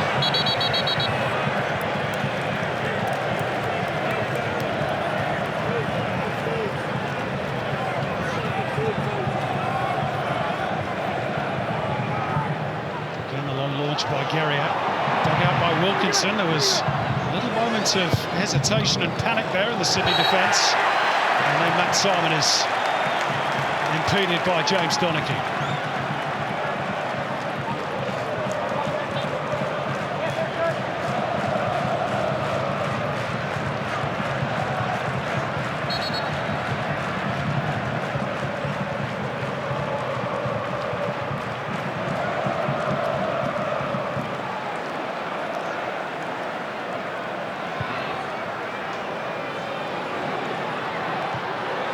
Carney scrapping to get front position ahead of Georgievski. This is Calfella trying to lift it over the top for the run of Rojas. Right idea, Zullo was there. And then Bos. Then Carney. Victory sticking doggedly to their task. You have to say, whatever happens from here on in, that's another foul in favour of Sydney FC. Melbourne Victory have confounded expectations today. Everybody thought they were just here to turn up and get their runners-up medals. Not so.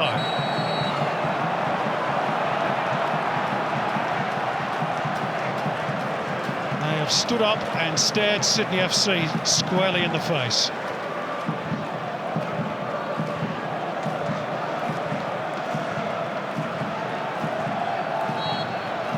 into the final minutes of the normal 90. Floated across by Grant. Cleared upfield by Troisi.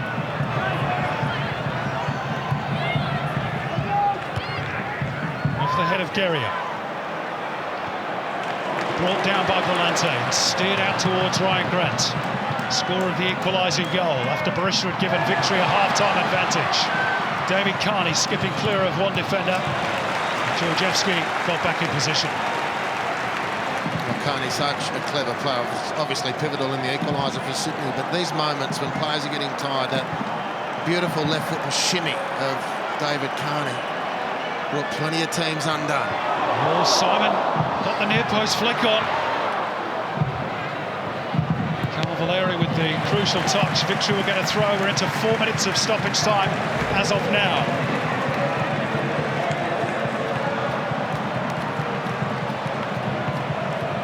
Is there going to be a late twist in the tale?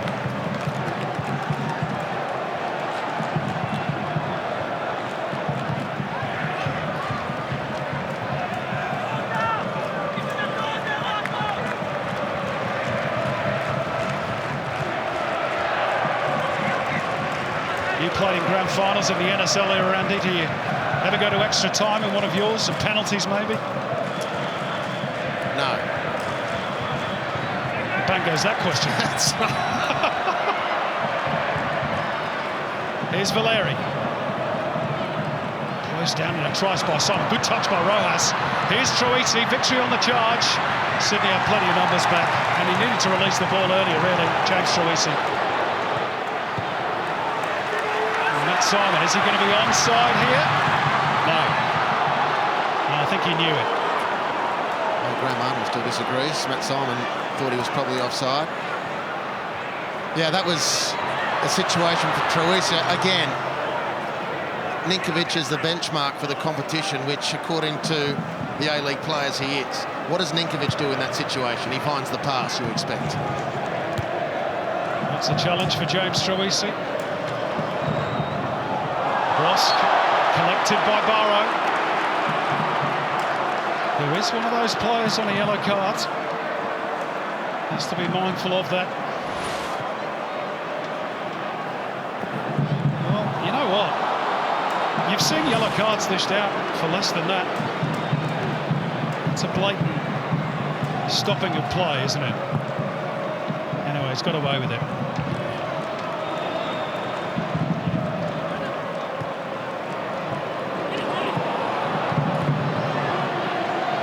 Two minutes of stoppage time played.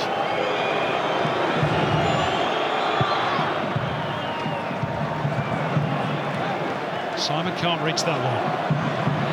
Volante there to help out. Touch off Valeri, but only as far as base. Sydney FC got one more attack in them. Here's Zullo. It's too deep for Brosk and Simon. Georgievski to be able to clear upfield. Only as far as Volante though. Alex Brosk just on his heels, a little bit tired. What about the bounce back from Volante? Not only anticipating the right space, but making such perfect contact in that intercept to get the ball straight back to his skipper, who might have done better. Tough ask, 93 minutes into probably the most intense grand final from start to finish, or finish as we've got it, that we've had so far. The last two grand finals have been settled in normal time. Brisbane and the Wanderers, the last teams to need the added 30 minutes. Back in 13-14. Matt Simon in the spot of bother. Some afters there from Matt Simon, was it? That's what the Victory players are suggesting.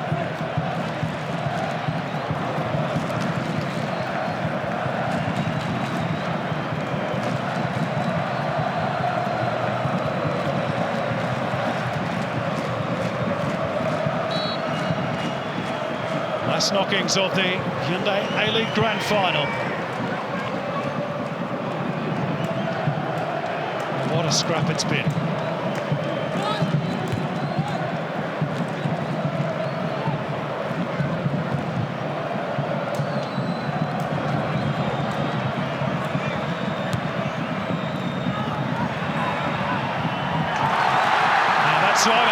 Gets away from Donachie. Urged on by the home fans. We're going to have late drama here. Carney hits the box. And Bross couldn't manoeuvre himself into a shooting position. They thought that was the moment. The Sydney FC bench were all up as one. And there goes the full-time whistle. For the fourth time in A-League history, we're into extra time at the end of a grand final. Besart Berisha with the opening goal. Victory had the half-time lead, but Sydney tenacious in the second half, and they got their rewards thanks to Ryan Grant. But oh boy, that was a titanic struggle.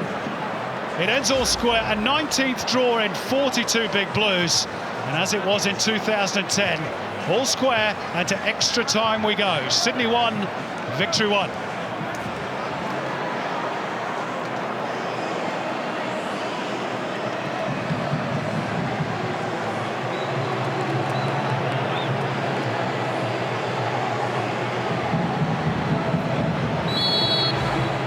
Besart Berisha, who would surely take probably the first of those penalty kicks for Melbourne Victory if required. Here gets us back underway. Tiredness has to be a factor now for both sets of players. The intensity hasn't wavered for a single moment. No, it's been outstanding, and you did raise the spectre of physical preparation. And does the league table represent the best prepared physically teams in the comp? I don't know. There's probably teams that haven't made it today who are very well physically prepared. But a big talking point about Sydney's season is just how well Andrew Clark under Graham Arnold has got this team going physically. You can say the same thing, Anthony Crea for Melbourne Victory. Of course, was formerly in the employ of Sydney FC. Let's see how it all unfolds in this final half an hour. Simon unable to make progress, and he's caught Alan Barrow on his follow-through.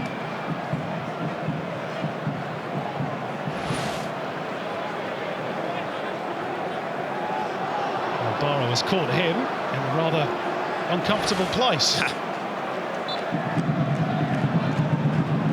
Well, the East Gosford battering ram put himself in that situation with his sheer desire to win the ball for his team. Neil trying to burst through midfield. Impended by Valeri. Quickly taken free kick. Ryan Grant trying to get the better of Kalfala. Can't do so. Georgievski trying to puncture the Sydney FC defensive lines. Held up by Troisi. Handball against Milos Ninkovic.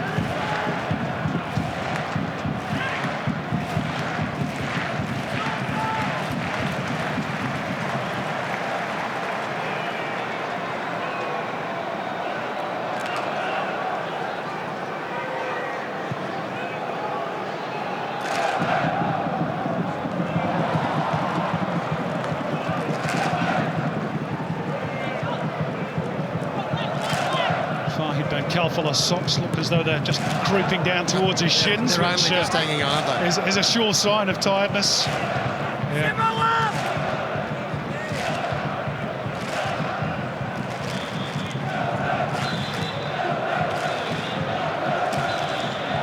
So the Victory bench just getting confirmation from the fourth official who on their team is actually on a yellow card before they make any changes. It's going to be too long before we see perhaps the likes of Ingham or Austin. Maybe, even given the way this game has gone, Rashid Mahazi. Well, the relevant players on yellow cards for that discussion. Kalfala is one. Carl Valeri is another. Jason Guerrier, Alan Barrow, James Troisi.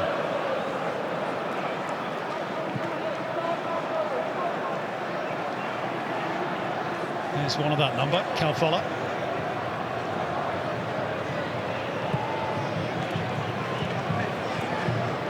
Troisi.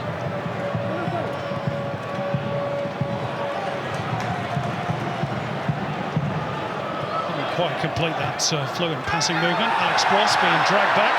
Advantage play by Jared Gillett. David Carney says, I'll have it. But he's not quite put enough on it to thread it through for Matt Simon. Again, clever refereeing by Jared Gillett. He just waited, gave himself a moment, and gave Sydney FC a very worthy advantage. Yeah. Lee Broxham tangling with Brosk. With David Carney from this position, though, on that left foot, you'd have backed him almost with everything to at least find Matt Simon with that pass, but strangely, under-hitting the effort.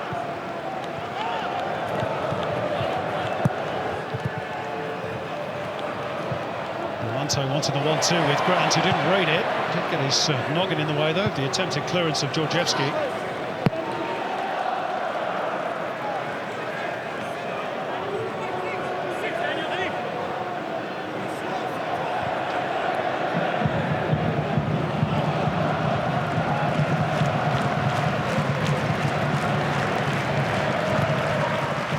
Forward by Barrow. Calfella. Broxham. Still full of energy. So he cleaned up there by Brillante. Yep, free kick, victory. Well, he carried the ball with purpose into the position where a Sydney player had to make a decision. Very positive play from Lee Broxham. Brillante transgressing. A set piece might do it, one way or t'other. Victory going to go to their bench for the first time shortly. Jai Ingham going through some last-minute instructions with John Paul de Marini, Victory assistant coach. He's a real weapon to have in reserve with his pace. Meantime, Victory have a free kick in a pretty promising position here. Swung in by Troisi. Gets it out for a throw. In fact, it will be a Sydney FC throw.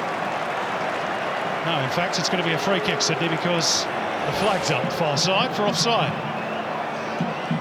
And correct decision.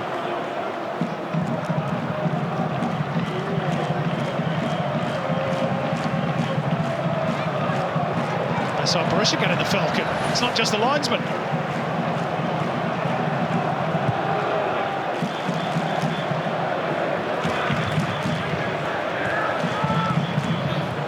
Gets it out towards David Carney. Just too much pace on the return.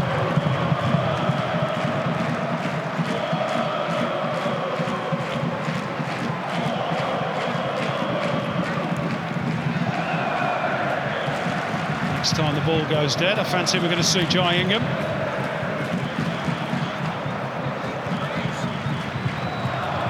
There's Troisi. Bundled over by O'Neill. Victory just going to hang fire on their change for the moment.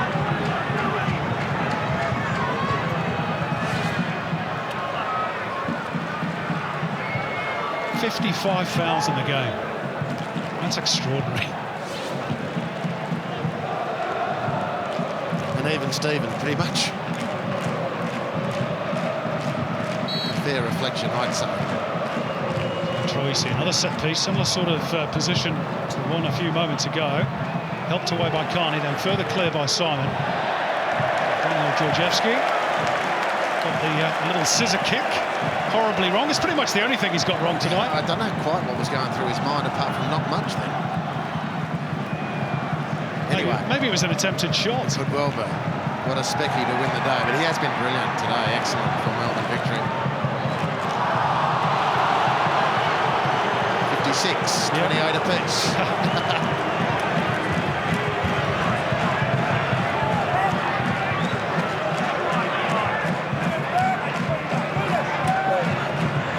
Graham Arnold's team has won the pass count at least, 270 completed to Victory's 150.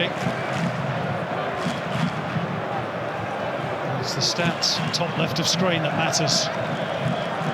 Victory with another free kick, again similar sort of range. Can they make this one pay? In by Rojas this time. It's a good area. Oh, and it clips off the base of the post. Flag is up anyway. Offside. Wouldn't have counted. Vukovic came and Didn't reach it and just smacked off the base of the post. Look at those. And we've got a head injury problem as well with one of the Sydney FC players. Oof, and again, Danny Vukovic has cleaned up completely his own teammate. Is it Wilkinson? Bang! Yeah, he's knocked him flat. Well, this is the third consecutive free kick of this type. Victory offside twice. That Alex Wilkinson has just been hammered by his own goalkeeper. Completely accidental. Both players totally committed to the ball.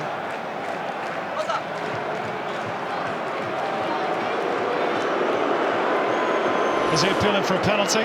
There was a bit of holding in there, as there always is on set pieces. What you have to So difficult for referees and officials. What you have to say is, though, extra time, championship day, you're the team that's had 3 efforts to get the ball in from a set piece. And Victory have not corrected the mistakes, repeated them 3 times. And they're only putting Sydney under a portion of the pressure that they should be. Bang. I mean, you just... Any holding on Berisha there? 6-1. By Brosk initially? Yeah, 6-1. Not enough. Hard to see. Yep. You don't know how blokes get up from those sorts of hits. Well, Alex Wilkinson is still not up. Doesn't really know where he is, what day it is, or who he is. Well, if that's the case, Simon, he's going to have to leave the field. Yeah. Rightly, the Sydney FC medical staff taking their time with this. You can't be too careful with head clashes. Meantime, there's that change. Fahid Ben Khalfallah, maybe the last we've seen of... Well, it's definitely the last we've seen of him as a Victory player. Maybe not the last in the A-League. And Jai Ingham to inject a little bit of speed and freshness on the flank off the bench for Victory.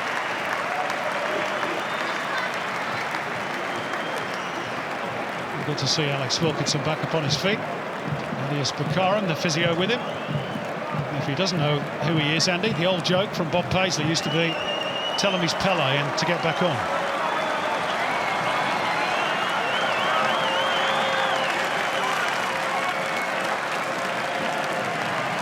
Well, he's desperate to be part of a winning team, Alex Wilkinson, after all those failures with the Mariners.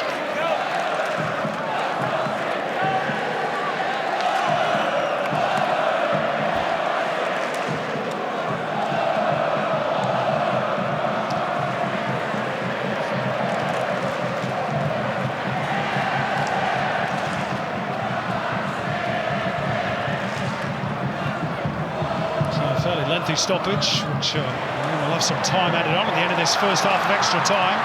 Ryan Grant making good progress and then steering it out towards Simon on the right. It should be Lawrence Thomas's, and is. Look at Ryan Grant, though, steaming forward, still full of energy in the 103rd minute.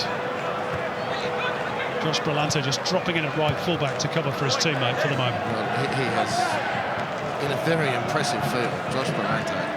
Physically today, it's just incredible. This is Jai Ingham. There he is again. Oh, it's brilliant from Brillante. Super stuff. Matt Simon. Oh, it's a poor, loose ball by O'Neill. Just didn't look Troisi. Fatigue just starting to creep in. It's going to be a big question. Your players gradually will start dropping off the pace. Technique will start to falter. Concentration as well. And dropped it in behind for Jai Ingham. And Berisha readjusted really quickly to try and deflect the ball out towards Rojas. Still, the destiny of the trophy remains unknown.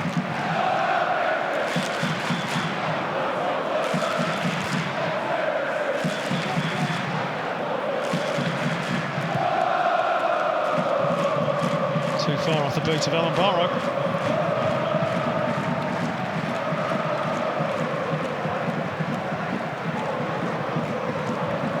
There we go, the old golden toilet seat, as it's become known. There must be toilets all around the country without their seats, Andy.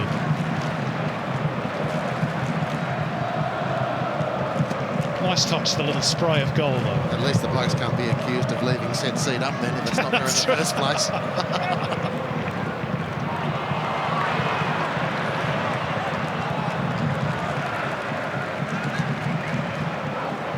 There is some talk that they might change the trophy. Are you in favour, Andy, or not? To assistant?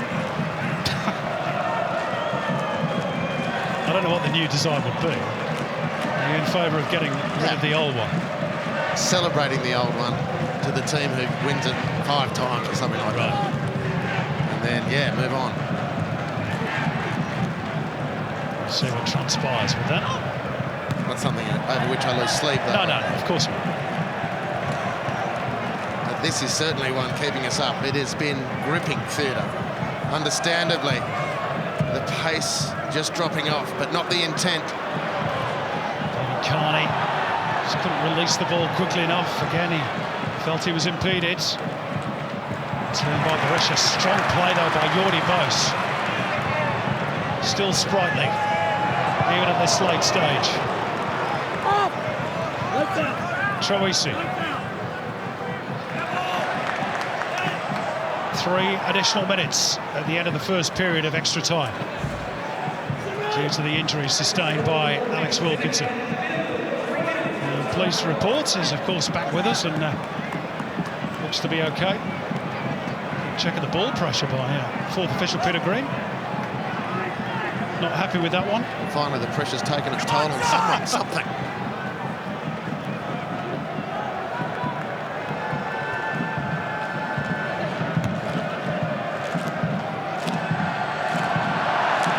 Simon trying to get goal side of James Donachie. Had to win that foot race, the victory defender.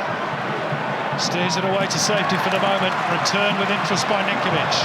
Simon, only Brosk in the box for Sydney. Simon, Ninkovic. Working his way around the outside for Zulo, who hangs one up towards Alex Brosk. And Georgievski's there again.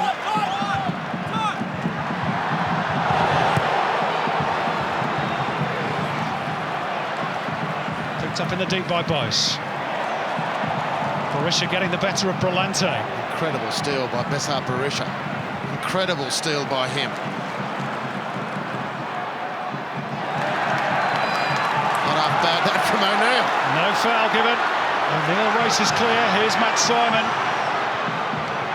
And it's too far beyond Alex Brosk. He didn't even bother breaking into a sprint. Knew that Alan Barrow had front position.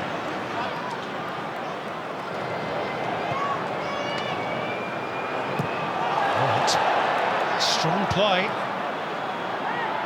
by Barrow. Carney steadies it down for the home team. Ninkovic is waiting for support to arrive on the left. Uses O'Neill as a decoy. It's too high for Brosk.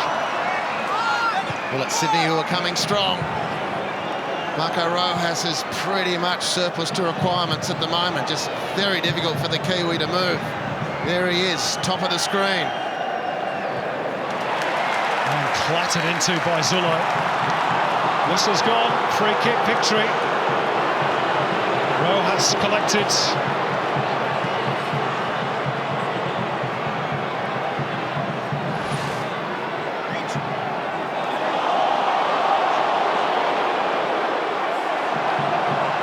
Your view, Andy? Yellow card.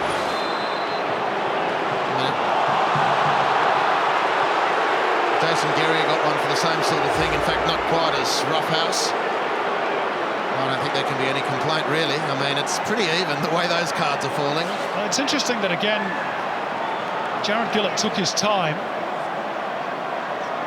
before issuing the yellow card. I wonder whether there was advice offered again by the 4th official.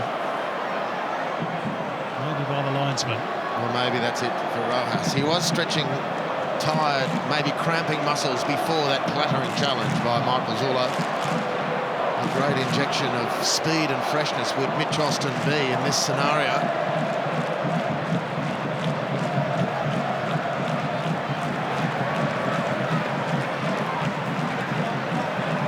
Well, Mitch Austin, who grew up in Sydney, in the Northern Beaches, around the Manly area, of course featured for the Mariners last year. It's like he's going to be required to play a part on on behalf of victory in extra time. Meantime, Troisi's set piece drifted in towards Berisha, who got decent contact.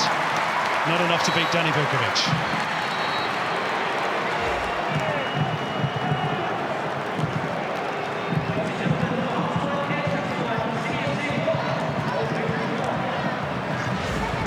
Well, there we go. The end of the first period of extra time. No further additions to the scoreline. Sydney FC 1, Melbourne Victory 1. And we've got 15 minutes left to try and settle it. Who's your money on at the moment, Andy? I think Sydney FC have looked slightly the fresher, slightly the stronger. And I have to emphasise the word slightly because Melbourne Victory have still shown plenty of signs that they can hurt Sydney in a counter-attack situation. And what can Kevin Muscat do to get his players to access whatever reserves are left? There can't be much from both teams. I mean, this has been a titanic struggle, if ever there was. And if we can interpret Kevin Muscat, the battle now, guys, is between the ears. We've got fresher players off the bench. Graham Arnold's words will be, it's still round 29. Blokes, it's still round 29. We go through the same processes. You know you're fit. You know you're prepared for action. Just go out and complete the deal. Again, the message from Kevin Muscat, the final words they hear, focus. The physios doing their work to try and get rid of some of the lactic acid and get a bit more energy into those tired limbs. What an epic tussle this has been. The 42nd Big Blue. And as has been the case so often in the past, they just cannot be separated. I think it's the fixture that's produced the most draws of any down the years. And fitting really for this rivalry. It was on from day one of the A-League all the way back in 2005. And it's rarely wavered since. Well, we have a situation in Australia, as everyone knows, where Sydney and Melbourne couldn't agree, so was born Canberra. Well, in football, penalty shootout could well be the version of Canberra, because these teams refuse to yield. They just refuse to buckle. Someone might. A moment of madness, an error, a tired player, a bobble of the ball, a breakdown in concentration. Everybody's still in their seats as Matt Simon rolls the ball back for Brandon O'Neill. Sydney FC will attack the Cove end in this second period of extra time.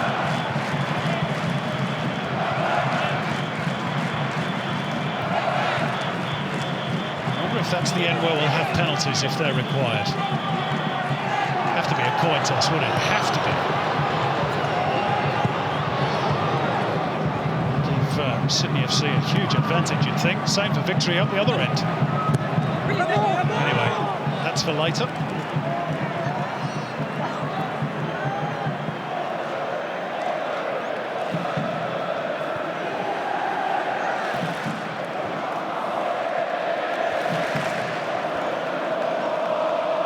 Ryan Grant with a throw.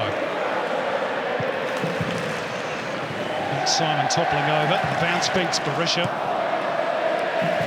Thumped forward by Wilkinson. Victory pushing out, looking for offside, but it's favoured David Carney here. Barrow ensures he makes no further progress. He and Georgievski sorted out between them. Could be a counter on here for victory. James Troisi. Rojas. Guerrier outside him. Central instead for Troisi, who's let the ball get away from him. They've got a lucky bounce there. Draws for Troisi, and it thumps off the upright. And victory with that close, potentially to stealing the grand final. Wow.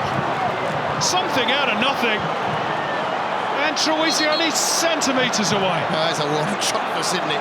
And with his right foot too. Well, he's had easier chances tonight, haven't even come close. That was thrilling. They got a lucky break in that move where the rebound fell their way. And they very nearly profited from it. Danny Vukovic could only stand and watch. Ryan Grant, they've had 2 chops at Grant, and he's filthy about that. Little shirt front of his opponent. Yellow card goes to Jai Ingham as we watch again. James Troisi, it's slow motion, goodness me. Well, off the boot, he's thinking that's in. So did the Melbourne fans here and at Etihad Stadium. And importantly for this final period of the match, maybe that'll set the fuse on James Troisi to come so close. He's got plenty of magic. Won the Asian Cup for Australia in injury time, if you recall, 2015.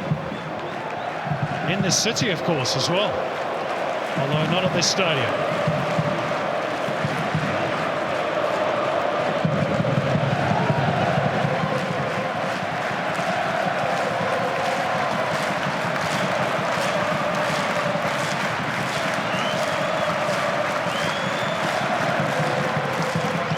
Solo with the long throw. Well dealt with by Donachie and then by Valeri. Reworked through Jordi Bos. Loose by Guerrier. Diagonal switch by Zula. It's not going to pay off for Sydney. Goal kick. Well, that could have been the error. Jason Guerrier applauds. Cool from Georgescu. Far post, just let the ball fly over his shoulder. He shepherds it out. Jason Guerrier has been good today, but had a couple of moments where the giveaway there, the ball from Zula. Look at this from Georgescu. Whoopsie, down she goes. I know where I am, I know where the danger is, and I know where the ball is going to go. He's been outstanding today. Good climb by Wilkinson. Brox for Lee Broxham. Jai Ingham.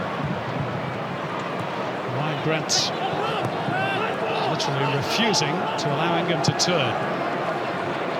Crossfield victory go towards Rojas. It's a good pirouette by Troisi. Matt Simon ensures he makes no further progress. Look at the scrap in the centre of the park. Just like it was in the first minute.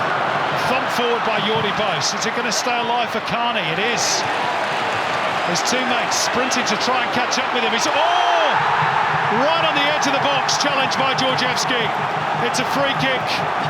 Georgievski says, yeah, okay, so long as it's not a penalty.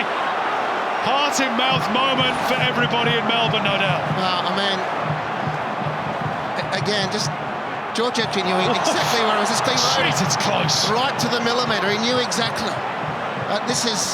He knew what he was giving away, but he knew where he was. I guess he rolled the dice. Maybe he wouldn't have without the VAR, knowing that it would have been vindicated by a replay. Carney thinks it's a penalty. He knew he was through. In which case, perhaps Georgievski's fortunate to escape the yellow card. That was the next point. Anyway. Great moment for Sydney, this, potentially. Up go the noise levels again. Sydney FC fans sensing a big moment, potentially. Second period of extra time. Brandon O'Neill clips it in. Jordi Bos makes contact. Can't deflect it goalwards. Out it pops for Ryan Grant. Still full of running. James Troisi at his back. And victory at the throw. Simon, do you ever wonder how these blokes do it? Having said that, Jordi Bos is needing some help. Do you ever wonder if regularly, if like me, you're forced to run for the bus and you're sucking in big ones on the back of one effort, and you watch these blokes with the intensity and speed and pressure of this occasion, and they're still pumping along. It's an incredible output. And now the fans, it's their turn. Both ends of the field. The players are doing their thing. The medical staff have done whatever they could to rejuvenate spirits, aching bodies, and now the fans to the centre of the theatre.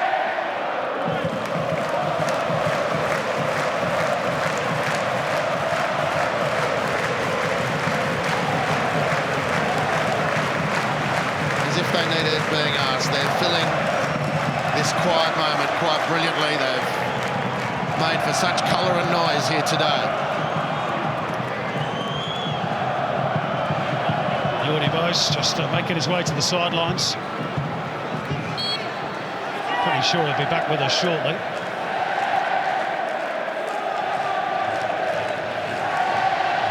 Just had a glucose tablet perhaps, or something similar. Drink of water, he'll be ready to go again in a minute. Well, Sydney short-handed just for the moment. Brandon O'Neill's just dropped into that central defensive position. Look at this arm wrestle again between Donachie and Simon. Two cruiserweights. Not willing to give an inch. It's great action, isn't it? In the 113th minute. Another corner for Sydney FC. O'Neill's delivery. Lawrence Thomas gobbles the ball up at the second attempt. Well, speaking of calm and focus, what about the goalkeepers? The ball gets thrust into these packs of players. Anything could happen, and both of them have just taken a deep breath and diffused the situation.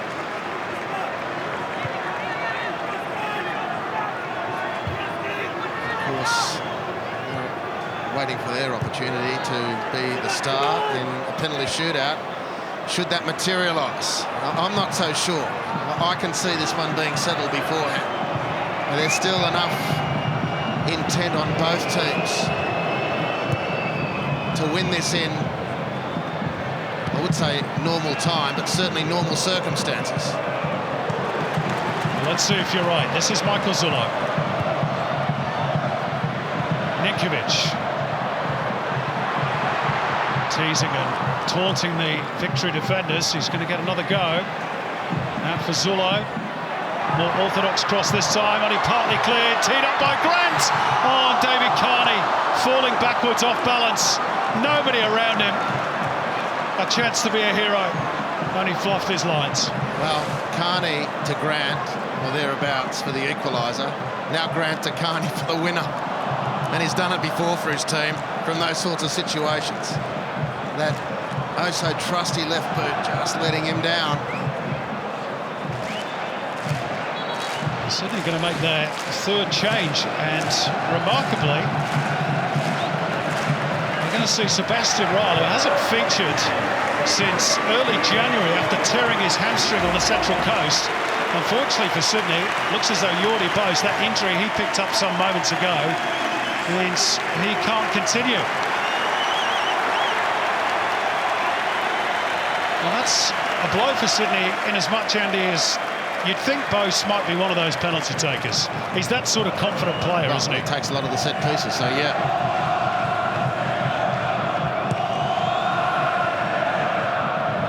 And there's no Holosko, there's no Babo, of course. They're both off. They probably would have taken one as well for Sydney.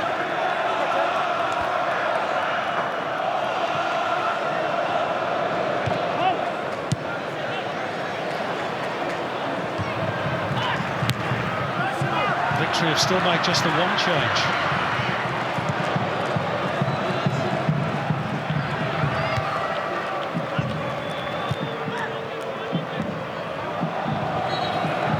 Ball's gone out.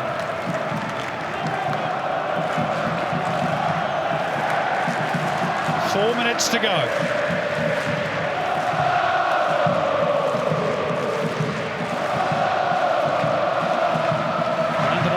Shutting off the passing lane. Galante feeding Ninkovic. So an arm across by Broxham there was. Milos Ninkovic, will he be with Sydney FC next season? There is the rumour that they're well advanced in negotiations, maybe to keep him and Babo at the club next year, which is good news for Sky Blues fans everywhere, if that's the case. Positive news than a few weeks back, that's for sure. Zullo's free kick meantime. Easy pickings for Thomas.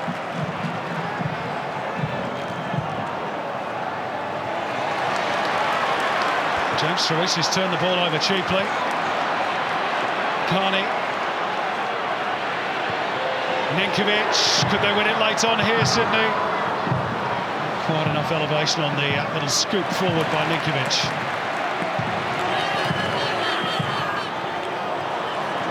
Berisha. Too far in advance of Valeri. No way through for Sydney. Victory will have a go.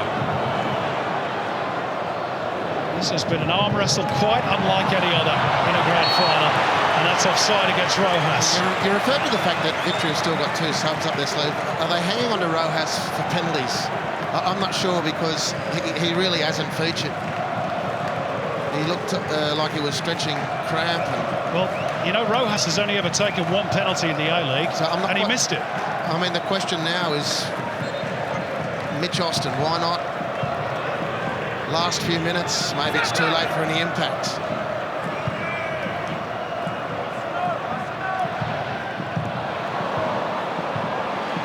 And penalties looking ever more likely.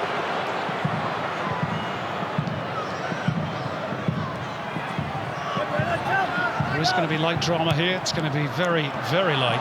It's offside again against Rojas. Well, I know the players are tired physically, but that's just failure to look along the line. Well, it's purely fatigue, and the last 2 moments of promise for victory have come undone because Marco Rojas couldn't get himself onside. Big screens at Allianz Stadium, recording every moment of play. You don't miss anything here, that's for sure. Not with the size of those jumbotrons. Troisi, clever ball by Troisi. Jai Ingham races away. Chance for victory to win it late on. Jai Ingham, and it's deflected behind of Alex Wilkinson. And he got caught in 2 minds there, Jai Ingham. What a chance. Well, caught in 2 minds, partly because Marco Rojas, again, I sound like a dog with a bone, he couldn't make up ground. Victory set these situations. Brilliant burst. They look often now for an early cross in front of the retreating defenders, and look at Rojas just pulling up. He couldn't get there. It's been the story of this second period of extra time. Still a chance, though, for victory from the corner. It's in low. And the free kick goes Sydney's way.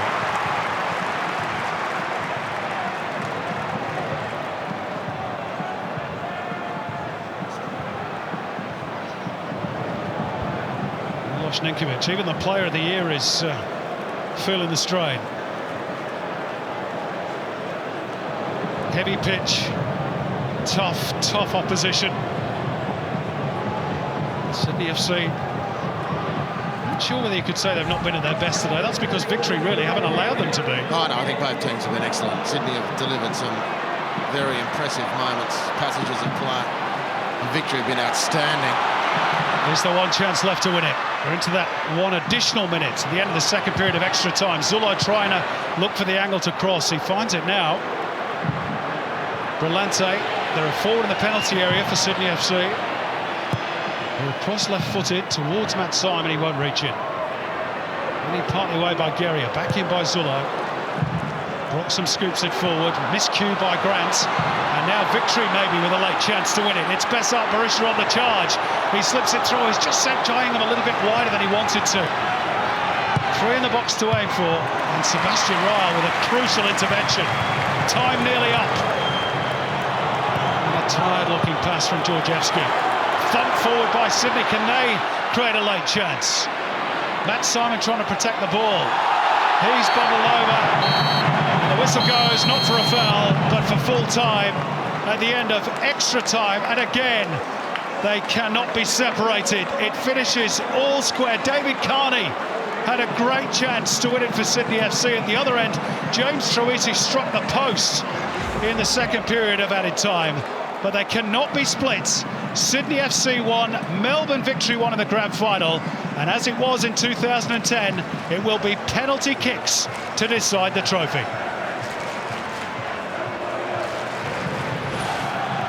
Well, let's have a look at the highlights of that second period of extra time, and that was the best moment, Andy. James Troisi within a whisker of winning it for Melbourne Victory. Yeah, certainly the clearest for victory. They had some good openings otherwise, but didn't have the energy to get there. This is the foul by Georgescu. Honestly, he has not missed a beat basically all night, and even then he rode it. And this is Sydney's moment, probably the best chance of the second half. Very obviously didn't come as close as James Troisi by hitting the post, but as far as a chance to settle things, that was the one for Sydney, and Carney neither can take advantage, and we find ourselves at penalties. And of course, the coin toss will be all important. The winner gets the choice of either going first or choice of ends. Obviously, if you're Graham Arnold, you want them to be taken at the cove end of the ground. But going first has been proved statistically in the past and is oh so important. I think it's 60% your chances of winning if you take the first kick. Wow, interesting and timely, Simon. That's why the IFAB are experimenting with a ABBA format. At the moment we have ABAB, where they're going into one team takes the first and then the next two go to the other team to try and dislodge that first taker advantage and level the playing field. Now, I've just been informed that the kicks are going to be taken at the cove end of the ground. That was apparently decided pre-game. Which I don't know about you, Andy, but I find that quite extraordinary. I couldn't say that I know what the normal protocol is. And you're suggesting it's normally a coin toss. And we clearly haven't had that, so... Well, a lot of sore bodies around though. Wow. We will have a coin toss, but just to decide who goes first. So, Victory apparently practiced penalties on a couple of occasions this week. If you believe Graham Arnold, he said that Sydney FC didn't bother. Again, the key word, focus. If you're a taker, pick your spot, be confident. Because you're going to have 10,000 people behind that goal willing you to miss. Graham Arnold's been through all this before, of course, as number 2 to Gus Hiddink with the Socceroos in 2005 down the road at ANZ Stadium. Australia won that day. And it's all rather deja vu between these two. Back in 2010, it was Sydney who emerged victorious by 4-2 on penalty kicks. Kevin Muscat, one of those who missed that day, hitting the post before Bjorn, the Korean fullback, as you remember, slotted home the winner to give Sydney FC the championship. Is history about to repeat itself? In terms of the takers for Sydney, there's no Babo. He was substituted. There is no Holosko. He was off. There is no Jordi Bos. He was changed late on as well. So you're looking at the likes of Brosk, Matt Simon. Maybe Danny Vukovic will take one. He has done before in the A-League and scored during his Wellington Phoenix days. Lawrence Thomas, pretty new to this sort of thing. It's the first time he's been involved in a penalty shootout. As the two teams gather on halfway and link arms. And it's Sydney FC who are going to go first. In front of the cove, their captain, Alex Brosk, who is 2 from 3 in A-League history. And if you thought the previous 120 minutes were dramatic, well, you haven't seen anything yet.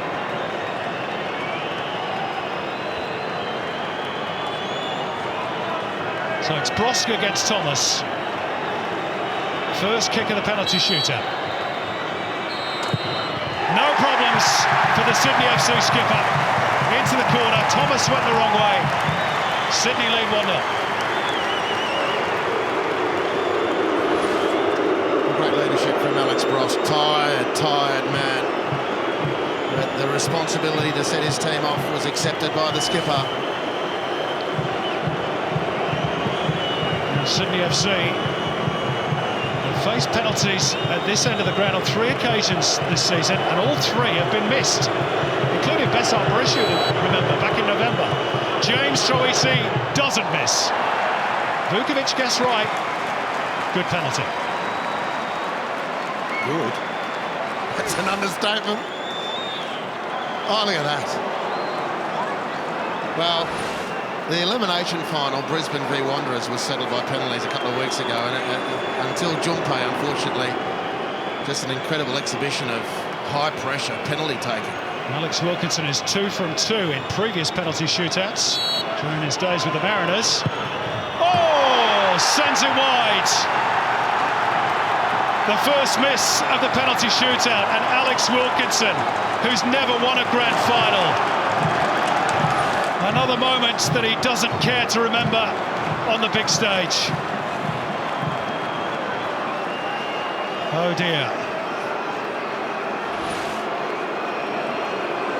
Nothing he can do about it now.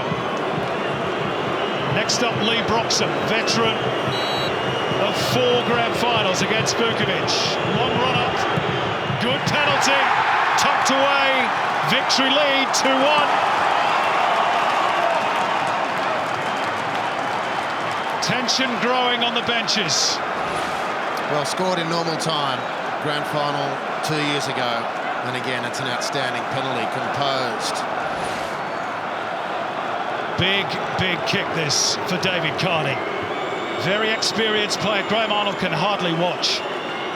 Has to score, or the pressure is right on Sydney. Does score, no problem. 2-2.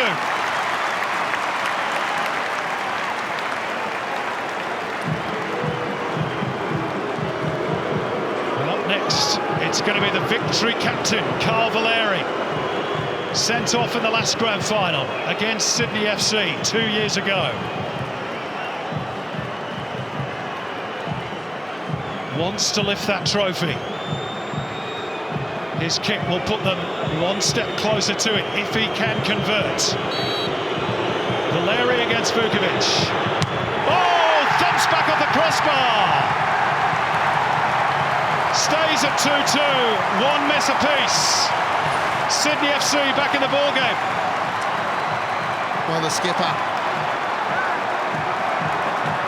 Look at Archie Thompson's response. He's as tense as everybody else. What drama. He's had a massive game today, Carl Valeri.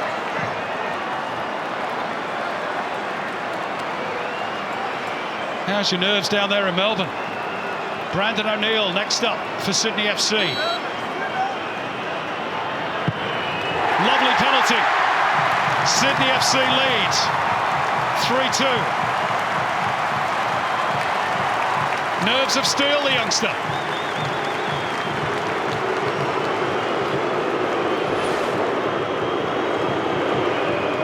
That's a good one, a real good one. And it's Marco Rojas. Yeah, interesting. As we said, only ever taken 1 penalty in the A-League. That was against the Mariners. He missed that one. If he misses this one, Victory are in huge trouble.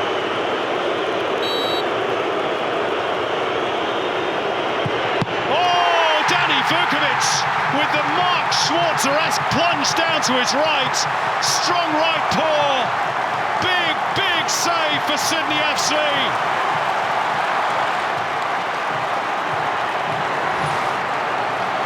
That's a brilliant save from Danny Vukovic. Oh, that's a brilliant save from Danny Vukovic. And fittingly, Milos Ninkovic now has the chance to win the title for Sydney FC from 11 metres. The Johnny Warren medalist, the best player in the league this season. If this goes in, it's Sydney's crown. Ninkovic scores! Dreams have come true in sky blue! Sydney FC are the champions of Australia for the first time in 7 years. And again, it's Victory who are the vanquished on the big day. A cruel way to lose it.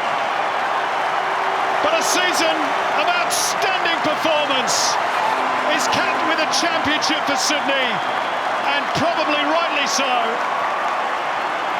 They now enter the discussions as to whether they're the best the A-League has ever seen. They're certainly the best this season by a country mile. Congratulations to Graham Arnold, who becomes the first coach to win the championship with 2 different clubs and his players and staff. The old golden toilet seat is staying in Sydney tonight. Sydney FC win it 4-2 on penalties after a 1-1 draw.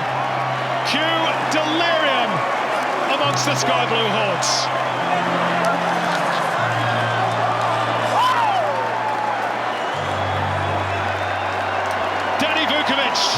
The hero. What a save that was.